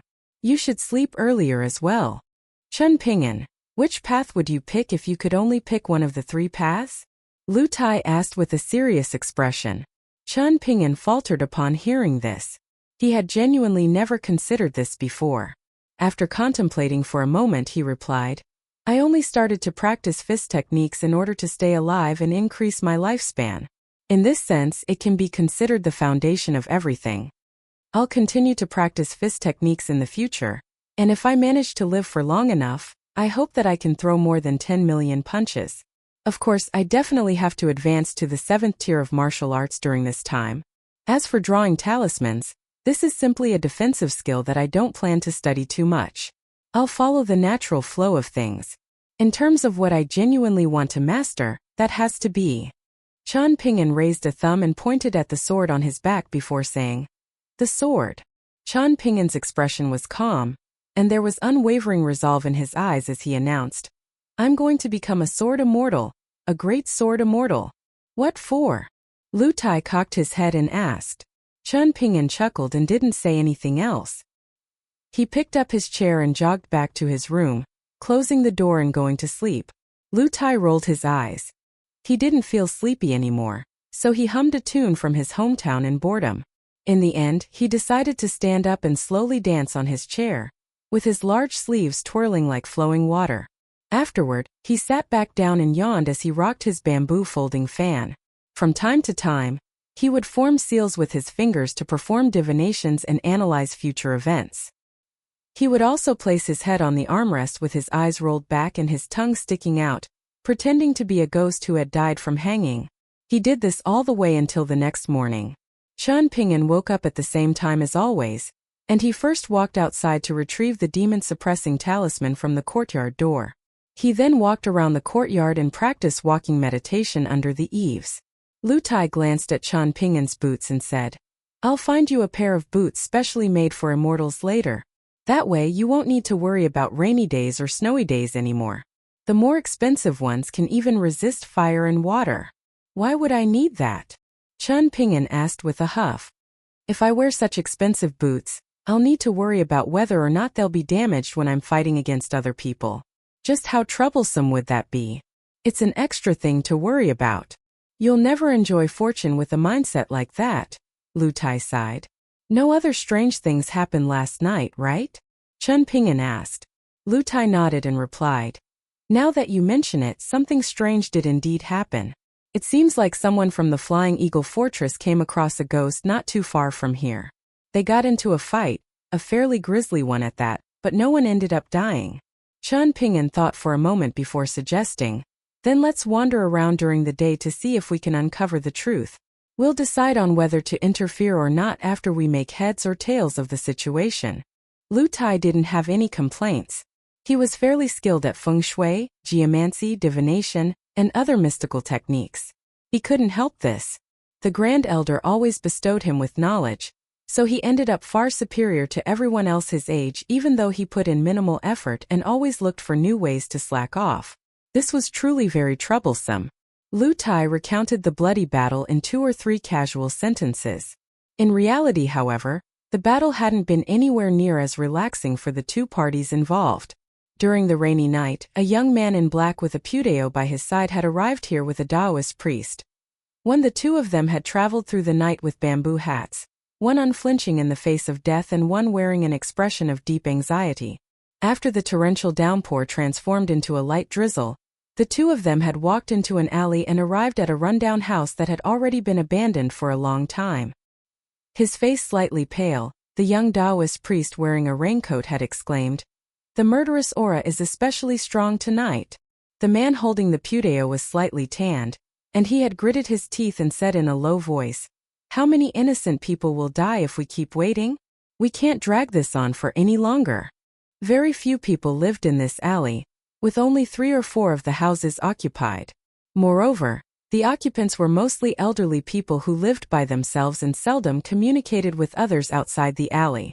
During their youth, those who practiced martial arts in the Flying Eagle Fortress would often pick this alley as a place to measure their bravery against each other. They would come here late at night to see who dared to walk through this narrow and gloomy alley by themselves. It was said that a bloody battle had taken place in this alley in the past. Before the Flying Eagle Fortress retreated from the martial arts world, and seizing the moment when the old fortress lord had just passed away, a group of people with grudges against the Flying Eagle Fortress had formed an alliance and snuck into the fortress. They were either elites from demonic forces or masters from sinister heretical paths, so they all had a lot of blood on their hands. Moreover, they were all infamous individuals who had been severely wounded or crippled by the old fortress lord before. There had almost been no complete corpse, with the mangled limbs and broken bodies of the deceased being strewn across the alley. It was said that after the battle, those responsible for cleaning up the corpses had almost vomited their stomachs out. The Flying Eagle Fortress could be regarded as a declining force that had enjoyed wealth and power in the past. It had once enjoyed almost 100 years of fame and influence. In fact, the Huan clan was still relatively renowned among the older generation of martial arts cultivators in Agarwood Nation, even though they had already retreated from the cultivation world for several decades.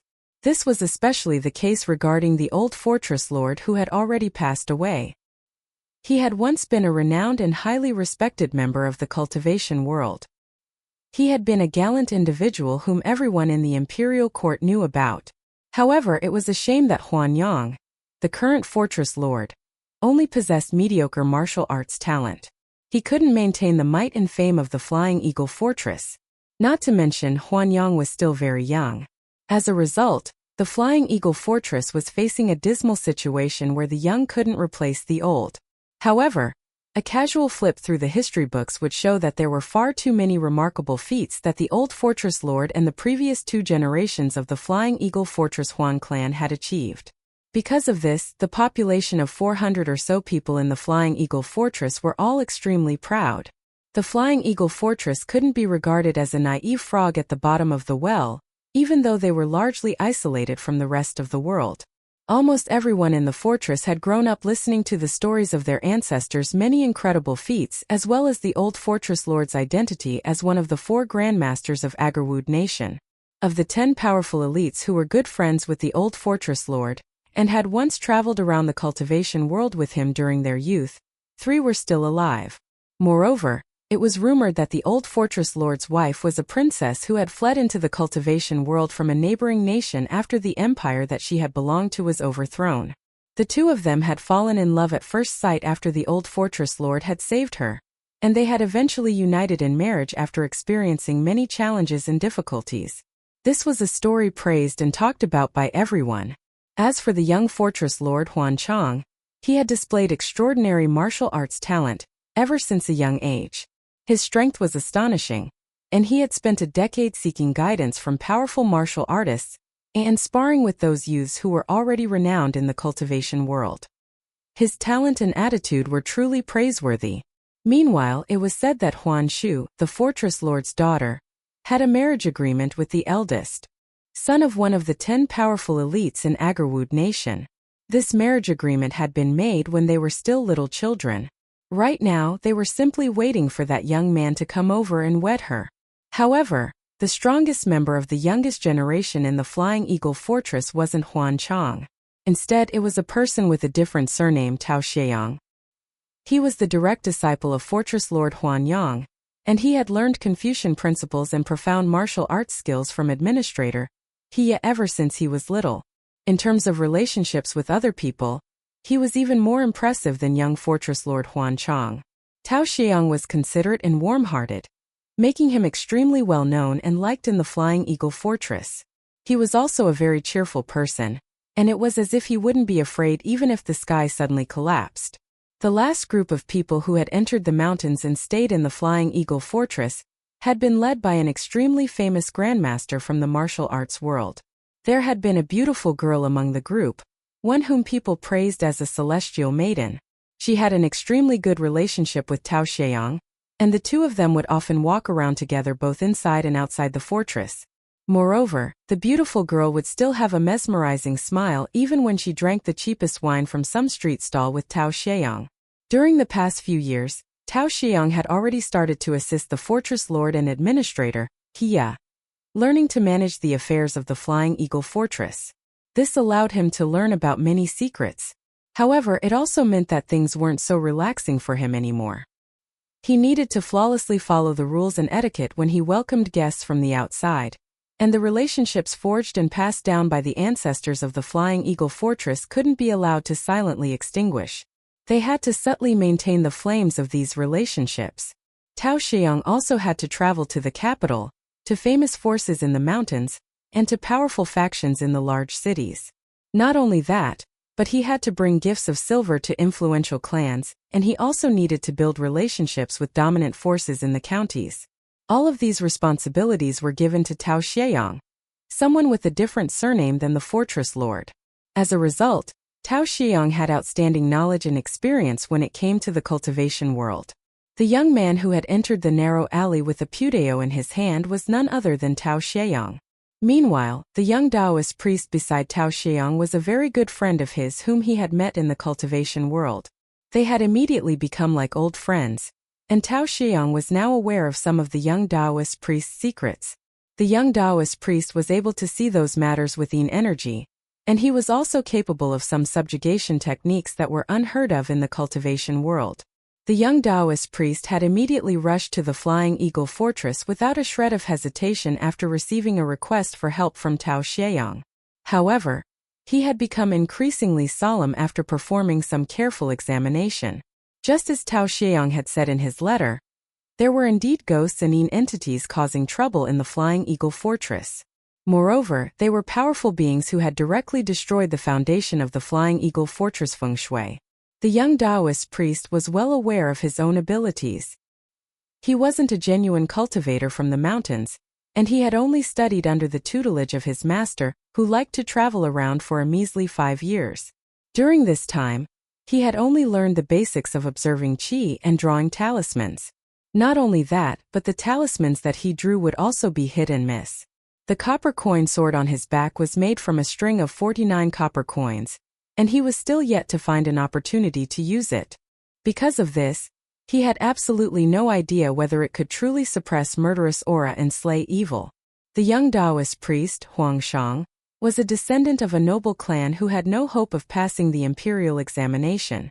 After practicing Taoist techniques for close to 5 years, he was still unable to truly embark on the path of drawing talismans. Moreover, his master was often traveling elsewhere and not by his side to guide him. In the end, Huang Shang had spent almost all of his savings to forge his 3 treasures copper coin sword that was made from the copper coins of 3 previous dynasties. His master had once said that these 3 types of copper coins with 9-fold seal script possessed the most abundant yang energy. Since the quality of Huang Shang's talismans was inferior, his only option was to make up for them through sheer quantity. It was truly difficult for a half-assed Taoist priest like him to deal with the ferocious ghosts and evil spirits in the Flying Eagle Fortress. However, his close friendship with Tao Xieyang and his sense of justice meant that he had no option but to grit his teeth and muster up his courage. Since Tao Xieyang was intent on solving this problem for the fortress, he couldn't stand back and watch his friend suffer a young death. Could he? Tao Xieyang and Huang Shang viewed each other as brothers, and this wasn't in the shallow sense of exchanging drinks in the tavern. Instead, they were willing to die for each other. Before being abandoned, the original owner of this rundown residence had actually been quite well off. The door threshold was quite high, and the courtyard door was also made from premium-grade cypress. There were even ancient and solemn-looking beasts decorating the door knockers. Huang Shang retrieved a yellow paper talisman from his sleeve.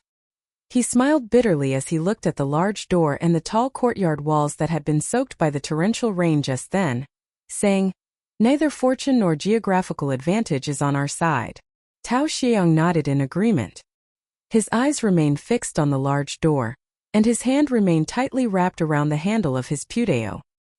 He suddenly turned around and forcefully patted Huang Shang's shoulder, saying, "I'm going to head in first. If the situation becomes too dire and it becomes impossible to save me, then you should ignore me and just find me a resting place with better feng shui in the future." Huang Shang was just about to say something. However, Tao Xiang had already cracked a brilliant smile and said, "I'm not being polite. If both of us die, then won't we have to fight for wine to drink in the underworld?" Tao Xiang drew his hands in and composed himself before swinging his pudeo at the large courtyard door. "Open!" His strike was vicious, and he surprisingly managed to cleave the large door apart with a single blow. He strode inside the rundown courtyard with a resolute expression. His footsteps became heavy, and it was as if he had walked into a pool of mud. However, Tao Xiang was unafraid as he released a soft shout and started to swing his blade, slashing the air in front of him again and again. A menacing glint reflected from the blade of the pudeo, carrying with it the hint of an imposing glow. It was clear that Tao Xiang was making inroads on the path of martial arts. Tao Xiang cleared the path with his pudeo and marched directly forward. The two noble scholar talismans hidden near his chest and waist instantly turned black as if they had been dipped in ink. The already small amounts of spiritual energy contained within them vanished without a trace. Huang Shang was just about to hurry over, yet he immediately felt gusts of wind filled with yin energy rushing out of the door. He had no option but to find a relatively dry area near the door to stick two residents protecting talismans. Only after doing this did he feel slightly better. At the very least, he no longer found his breathing stifled. He then pinched a talisman in each hand, the illuminating True Lord sword-wielding talisman, and the Yellow God Yuezhong seal talisman. They were both renowned defensive talismans that had been passed down and spread far and wide since ancient times. However, Huang Shang only managed to take 3 steps forward against the gusting yin energy, before finding that his two talismans had already become mostly black. It was as if he had just dipped them in a bottle of ink. The young Taoist priest was astonished, and he couldn't help but yell. "The murderous aura is so concentrated that it's almost tangible like water. The ghosts and spirits here definitely don't belong to those vengeful souls who were killed here in the past. They're definitely malicious ghosts who have wandered around this place for more than 100 years. Xiang, hurry up and retreat from the residence." However, the door of the main building in the distance opened automatically, after which Tao Xiang swung his pudeo and strode inside. The door then slammed shut behind him. There was grief and agony on Huang Shang's face, as he furiously funneled his measly spiritual energy into the 2 deteriorating talismans in his hands. "Transfer calamity and remove misfortune," he roared in fury. The sword-wielding talisman didn't react as it had already been completely infiltrated by the ink-black murderous aura. It was as if Huang Shang's fingers were being seared by flames, and this forced him to hurriedly toss the talisman away. Fortunately, the seal talisman immediately lit up and illuminated the eerie surroundings. The talisman combusted and burned brightly, rapidly chewing away at the yellow paper base. It also released a pungent azure smoke. The sounds of uncanny laughter rose and fell around Huang Shang, yet he couldn't see a single person nearby. At this moment, it was as if a long and ice-cold tongue were running across his neck, causing goosebumps to immediately form all over his body. Huang Shang tossed the completely burned seal talisman aside, and was just about to retrieve one of the most powerful talismans from his sleeve. However, it was as if someone had suddenly stabbed the back of his hand with a needle. Huang Shang shuddered in fright, and it was also at this moment that rain mysteriously started to fall from above his head. Huang Shang looked around, only to see a light drizzle falling in the surroundings. He dazedly wiped his face and looked down at his hand. His palm was surprisingly filled with blood. In the next moment, Huang Shang instinctively raised his head. A pale face without eyeballs was millimeters from his face, almost close enough to touch the tip of his nose. Huang Shang was transfixed with shock and terror. At this critical moment, someone suddenly placed a firm hand on his shoulder and forcefully dragged him backward, sending him flying out of the terrifying residence. He crashed into the muddy alley outside, dazed and lightheaded. He saw a familiar figure, one that was tall and skinny. It was none other than Hiya, the old administrator of the Flying Eagle Fortress and Tao Xiang's master. Hiya held a talisman in each hand, and these talismans most likely weren't created from ordinary yellow talisman paper. They were radiating with a soft and clear glow, and this spiritual glow didn't dissipate even though it wavered in the rain and wind that was permeating with yin energy. The talismans were like two candles that refused to extinguish in the face of strong winds. The old administrator recited a mantra as he firmly strode forward. Huang Shang had only just breathed a sigh of relief when his neck was grabbed by a pair of snow-white hands with extremely long nails. He was dragged backward, and his struggle was futile as he frantically swung his arms and legs in the mud. The back of his head forcefully crashed into the wall of the small alley, and it was as if the ghost that had slipped into the wall wanted to drag the living Huang Shang inside as well. His eyes rolled back as he fell unconscious. When the young Taoist priest finally woke up again, he found that he had already returned to that guest room in the main building of the Flying Eagle Fortress. Tao Xiang's room was next door. Huang Shang shakily climbed out of bed, just in time to see Administrator He walk in with a solemn expression. He sighed and said, "Xiang hasn't suffered any severe wounds, but..." The old man didn't continue. He initially wanted to scold Huang Shang and say that he shouldn't have been so reckless as to stupidly follow Tao Xiang to that alley without authorization. However, the old man couldn't bring himself to say this upon seeing the young Taoist priest's flustered expression and the ink-black finger marks on his neck. An entire night had already passed, yet the finger marks were still as dark as before. He sighed before quickly walking away to brew medicine for his disciple. Huang Shang wanted to enter his friend's room several times, yet he raised his hand before putting it back down each time. He was utterly despondent. Chun Ping'an and Lu Tai were going to attend a banquet at the Huang clan's residence tonight. There was still approximately 1 hour until the banquet, and the two of them had been wandering around the large streets and small alleys of the fortress the entire day. They had visited all of the wells, ancestral halls, martial arts training grounds, execution platforms, and so on in the Flying Eagle Fortress. Lu Tai had examined all of the various styles of door gods on everyone's courtyard doors, and Chun Ping'an had occasionally squatted down to grab some soil to place into his mouth. Chun Ping'an suddenly remembered something after returning to the small courtyard, and he asked, "Why did Administrator He allow us into the Flying Eagle Fortress? And more importantly, why did he choose this place for us to stay? Does he have personal considerations?" "He's trying to get one beast to attack another beast," Lu Tai replied with a nod. "It's very likely that the Flying Eagle Fortress already has no other choice. That being the case, he might as well go all in and use everything at his disposal.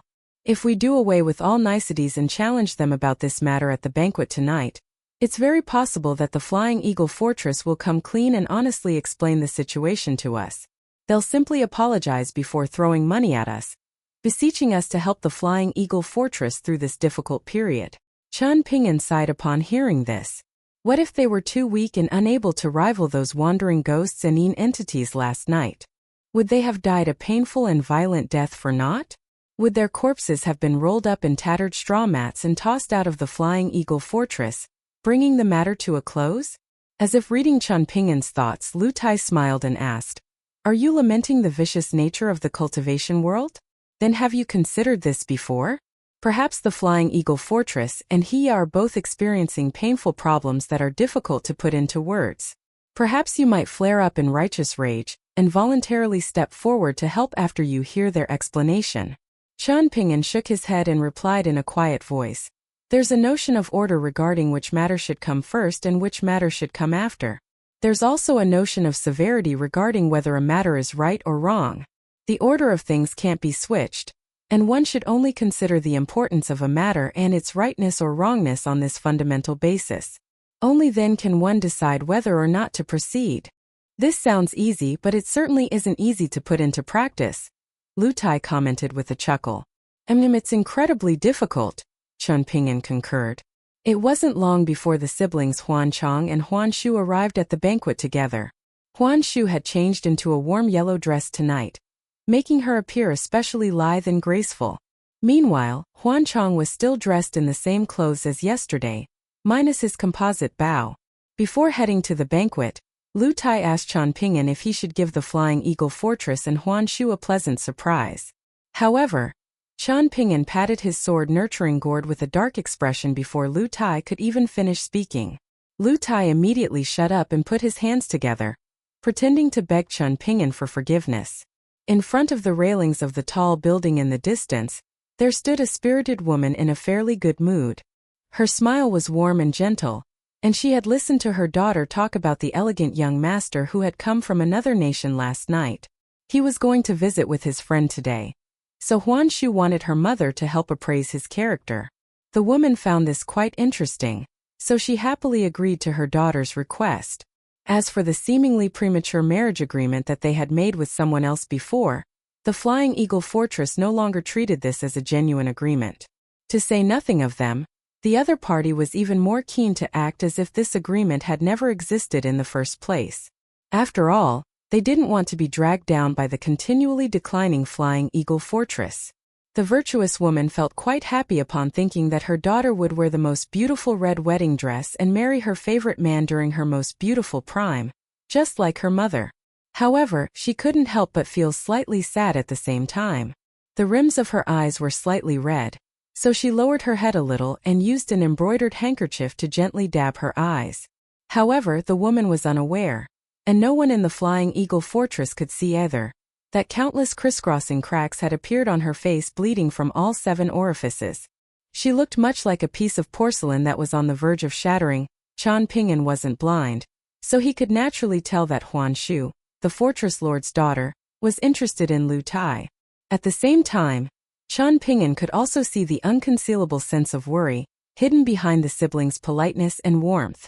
By the looks of it, the wanton actions of the ghosts and spirits toward the residents of the fortress were extremely worrisome for the Flying Eagle Fortress. In the cultivation world outside the mountains, even wealthy clans and powerful forces would find it very difficult to deal with such problems. Qian Pingyan and Lu Tai made their way to the main building of the Flying Eagle Fortress. This was a majestic structure, and the plaque on the door, the couplets to the side, the pair of colorful door gods, and the jade-white tigers on both sides had all been created by famous artists. All of these things highlighted the past glory and wealth of the Flying Eagle Fortress Huan clan. The banquet hall was brightly lit, with many red candles that were as thick as an infant's arm.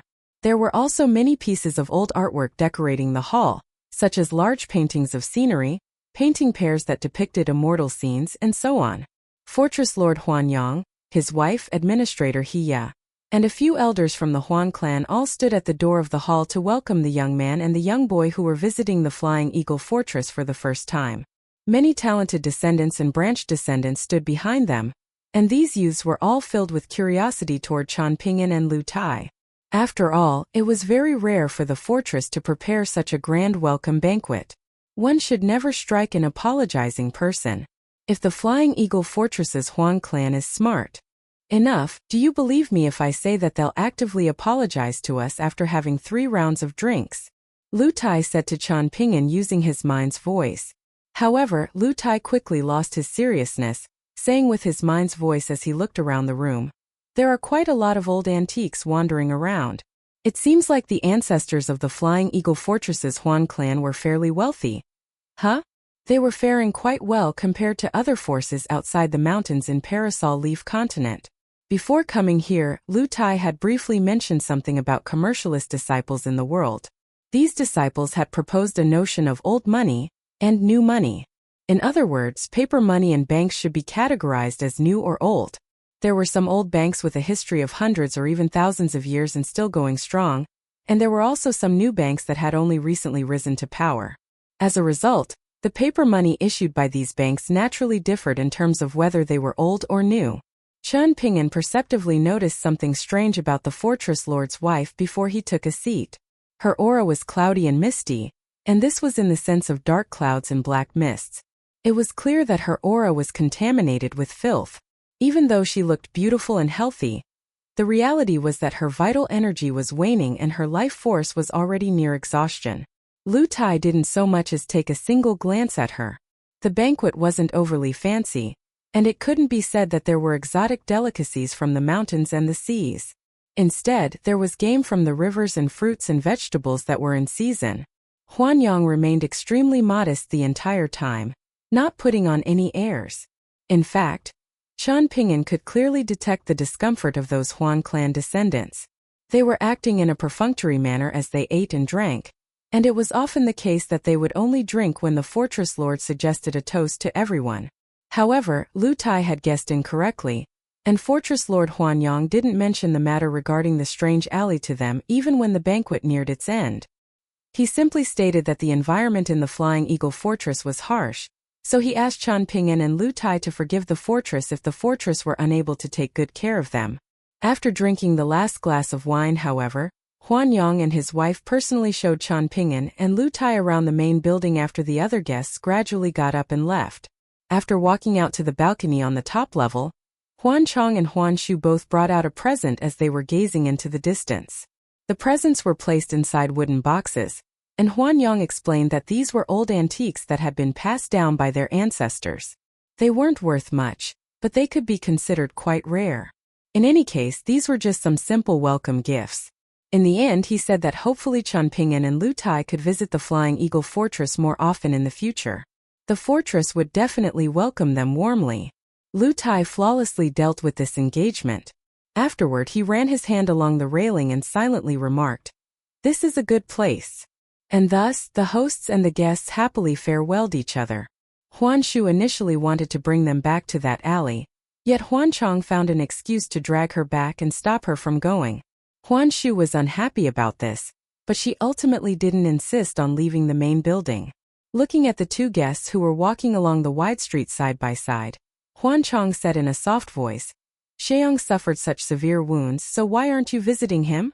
Huan Shu frowned and replied, "He still rushed over with such carelessness even though father and grandpa he already told him not to act recklessly. If it weren't for the fact that esteemed immortals are going to arrive in the Flying Eagle Fortress tonight, how could we have cleaned up this absolute mess?" Tao Sheong is already old enough to understand this, and he's already managing half of the Flying Eagle Fortress affairs in any case, so how could he still be swayed by his emotions and act so rashly? He's forgotten about the profoundness of heaven and earth after wandering around the cultivation world for a few days. Enough with the bad-mouthing. Huan Chong scolded in anger. No matter what, Sheong suffers such severe wounds for the sake of the Flying Eagle Fortress. In fact, no one would have the face to stop Sheong if he overheard this and decided to leave the Flying Eagle Fortress in anger. Are you truly unaware of how many renowned forces have taken an interest in Sheong's martial arts talents and management capabilities these past few years? Huan Shu pursed her lips and replied, "Then I guess our temple is too small to host this big bodhisattva. What else can the Flying Eagle Fortress do? Cry and beg Tao Sheong to stay." Huan Chong turned around and scolded in a stern voice, "Huan Shu, how are your remarks becoming ruder and ruder? Has your conscience been eaten by a dog? You and Sheong grew up together like family, and he's also a very good brother of mine." The rims of Huan Shu's eyes became bright red. She felt slightly upset, and this was the first time she had seen her older brother becoming so angry. Her voice quivered as she said, "But I don't want to marry him. He might like me, but I don't like him. What else can I do about this?" Huan Chong sighed upon hearing this. Everyone had their own burden to bear. This was a very difficult matter to resolve. This was just like how Huan Chong couldn't understand Tao Sheong. Such a beautiful and outstanding celestial maiden from the cultivation world had fallen in love with him at first sight. Yet Tao Sheong somehow refused to reciprocate her feelings. On the other hand, Tao Sheong had liked his younger sister for so many years, and this was a relationship that should have formed and developed naturally, eventually culminating in marriage. Yet, his younger sister couldn't develop romantic feelings for him no matter what. In terms of what would happen after Tao Sheong married his younger sister, Huan Chong hadn't thought much about this. More precisely, he wasn't willing to think too much about this. Tao Sheong had the formless support of Administrator Hiya, and he had also traveled far and wide over the past many years. As a result, everyone in the Flying Eagle Fortress respected Tao Sheong immensely. If Tao Sheong married his younger sister, would the Flying Eagle Fortress perhaps be ruled by someone with a different surname in the future? The autumn breeze was refreshing, and the river of stars was dazzling. However, it was as if each speck of star represented a feeling of melancholy in the world. On this night, an outsider with the demeanor of an immortal being arrived on the small path outside the Flying Eagle Fortress before Chen Ping'an and Lu Tai arrived back in the small alley. Only Fortress Lord Huanyang and Administrator Hiya went out to greet him. They stood in a solemn and respectful manner with their arms by their sides, and the welcome they provided wasn't boisterous at all. However, this welcome was far more practical and sincere compared to the welcome banquet they had provided for Chan Ping'an and Lu Tai. The person walking over was a tall and sturdy man with an intense gaze. He was leading a handsome snow-white horse by the reins, and looked to be around 40 years old. There was a fly whisk in his hand and a peachwood talisman by his waist as he gracefully walked over. There were also 2 bundles of pine and cypress branches hanging from the 2 sides of the saddle, and this appeared extremely strange. The characters "extinguishing worries" were inscribed on his fly whisk. Fortress Lord Huanyang and Administrator He hurriedly bowed in greeting, saying, "Welcome, esteemed immortal from Peace and Tranquility Mountain." The middle-aged man nodded and said with a faint smile, "There's no need to be so polite. It's the responsibility of immortals from the mountains to venture outside to subdue demons and eliminate fiends." Before Huanyang could say anything else, the man leading the horse had already looked up at the sky above the fortress and analyzed. Sure enough, there's a very concentrated energy and murderous aura gathered over the fortress. If I'm not wrong, the Flying Eagle Fortress should have just experienced a torrential downpour. The 2 of you should be aware that it wasn't ordinary autumn rain. Rather, it was the sinister demons and ghosts in this area setting up formations and unleashing mystical abilities with the aim of stopping the Flying Eagle Fortress from having any descendants in the future. Huanyang and the old administrator exchanged a glance before the former cupped his fists and offered, "Esteemed immortal, the Flying Eagle Fortress is willing to build a shrine to honor you as long as you're able to save the population of 500 or so people here. We're also willing to hand over the precious sword, Halting Snow, that our ancestors obtained through luck. The descendants of the Huan clan will honor you in Peace and Tranquility Mountain for at least 100 years. We'll do everything in our ability to repay you." The middle-aged man flicked his fly whisk with a carefree smile and replied, "We can discuss these matters after I save the Flying Eagle Fortress. Otherwise, this positive karmic fate will become nothing more than a business transaction filled with the stench of copper." Huanyang was moved to tears and he sobbed, "Esteemed immortal is so noble and unsullied. I apologize for my disrespect." The middle-aged man ignored him and walked forward with his horse, fully displaying his transcendent demeanor as an immortal. Later on in the night, another travel-worn and disheveled old man arrived at the Flying Eagle Fortress. However, he was almost stopped at the gate and asked to leave.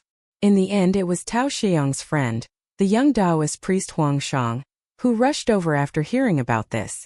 Only then was the old man allowed into the Flying Eagle Fortress.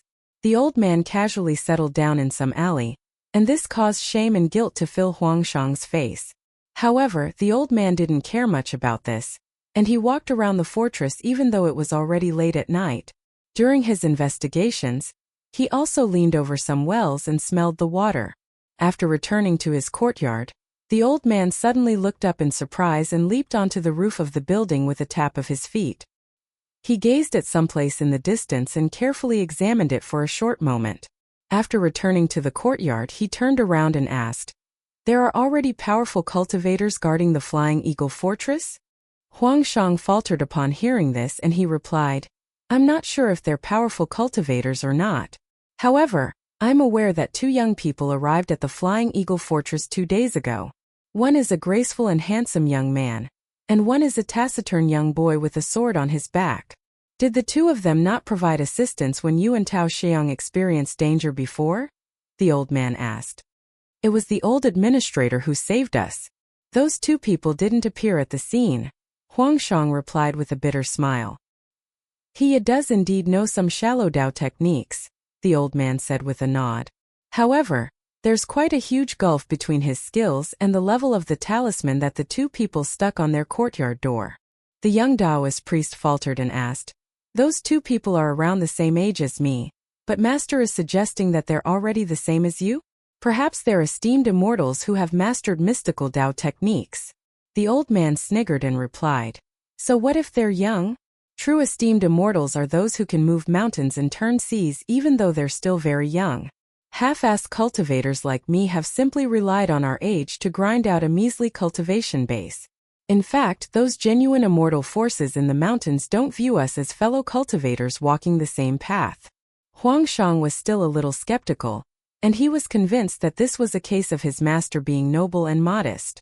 He regarded his master as a genuinely transcendent being who cared little about fame and riches, and didn't like to boast about his immortal cultivation.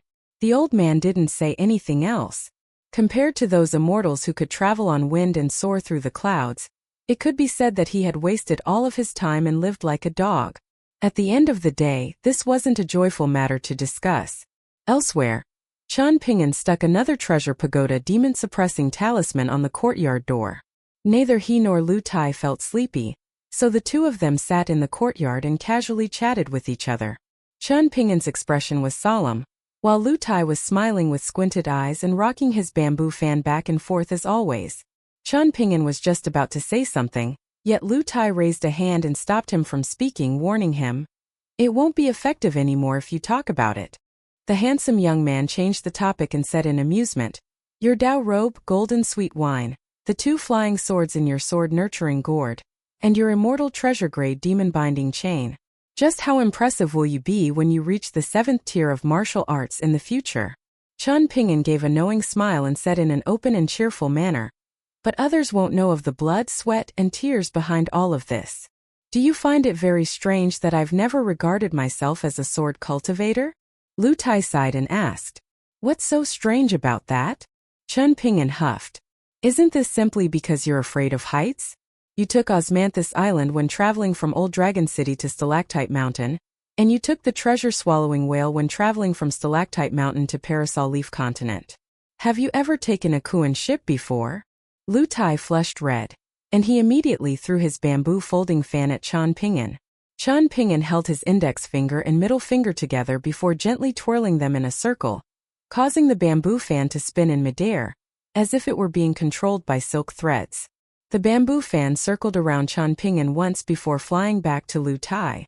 The handsome young man caught the bamboo fan and clicked his tongue in wonder, remarking, "What a quick learner you are. You're already putting what you learned before into practice." Perhaps the sword kinesis techniques of sword experts were very mysterious in the cultivation world. To Qian Ping'an, who was at the 4th tier of martial arts, however, grasping one technique allowed him to grasp all techniques.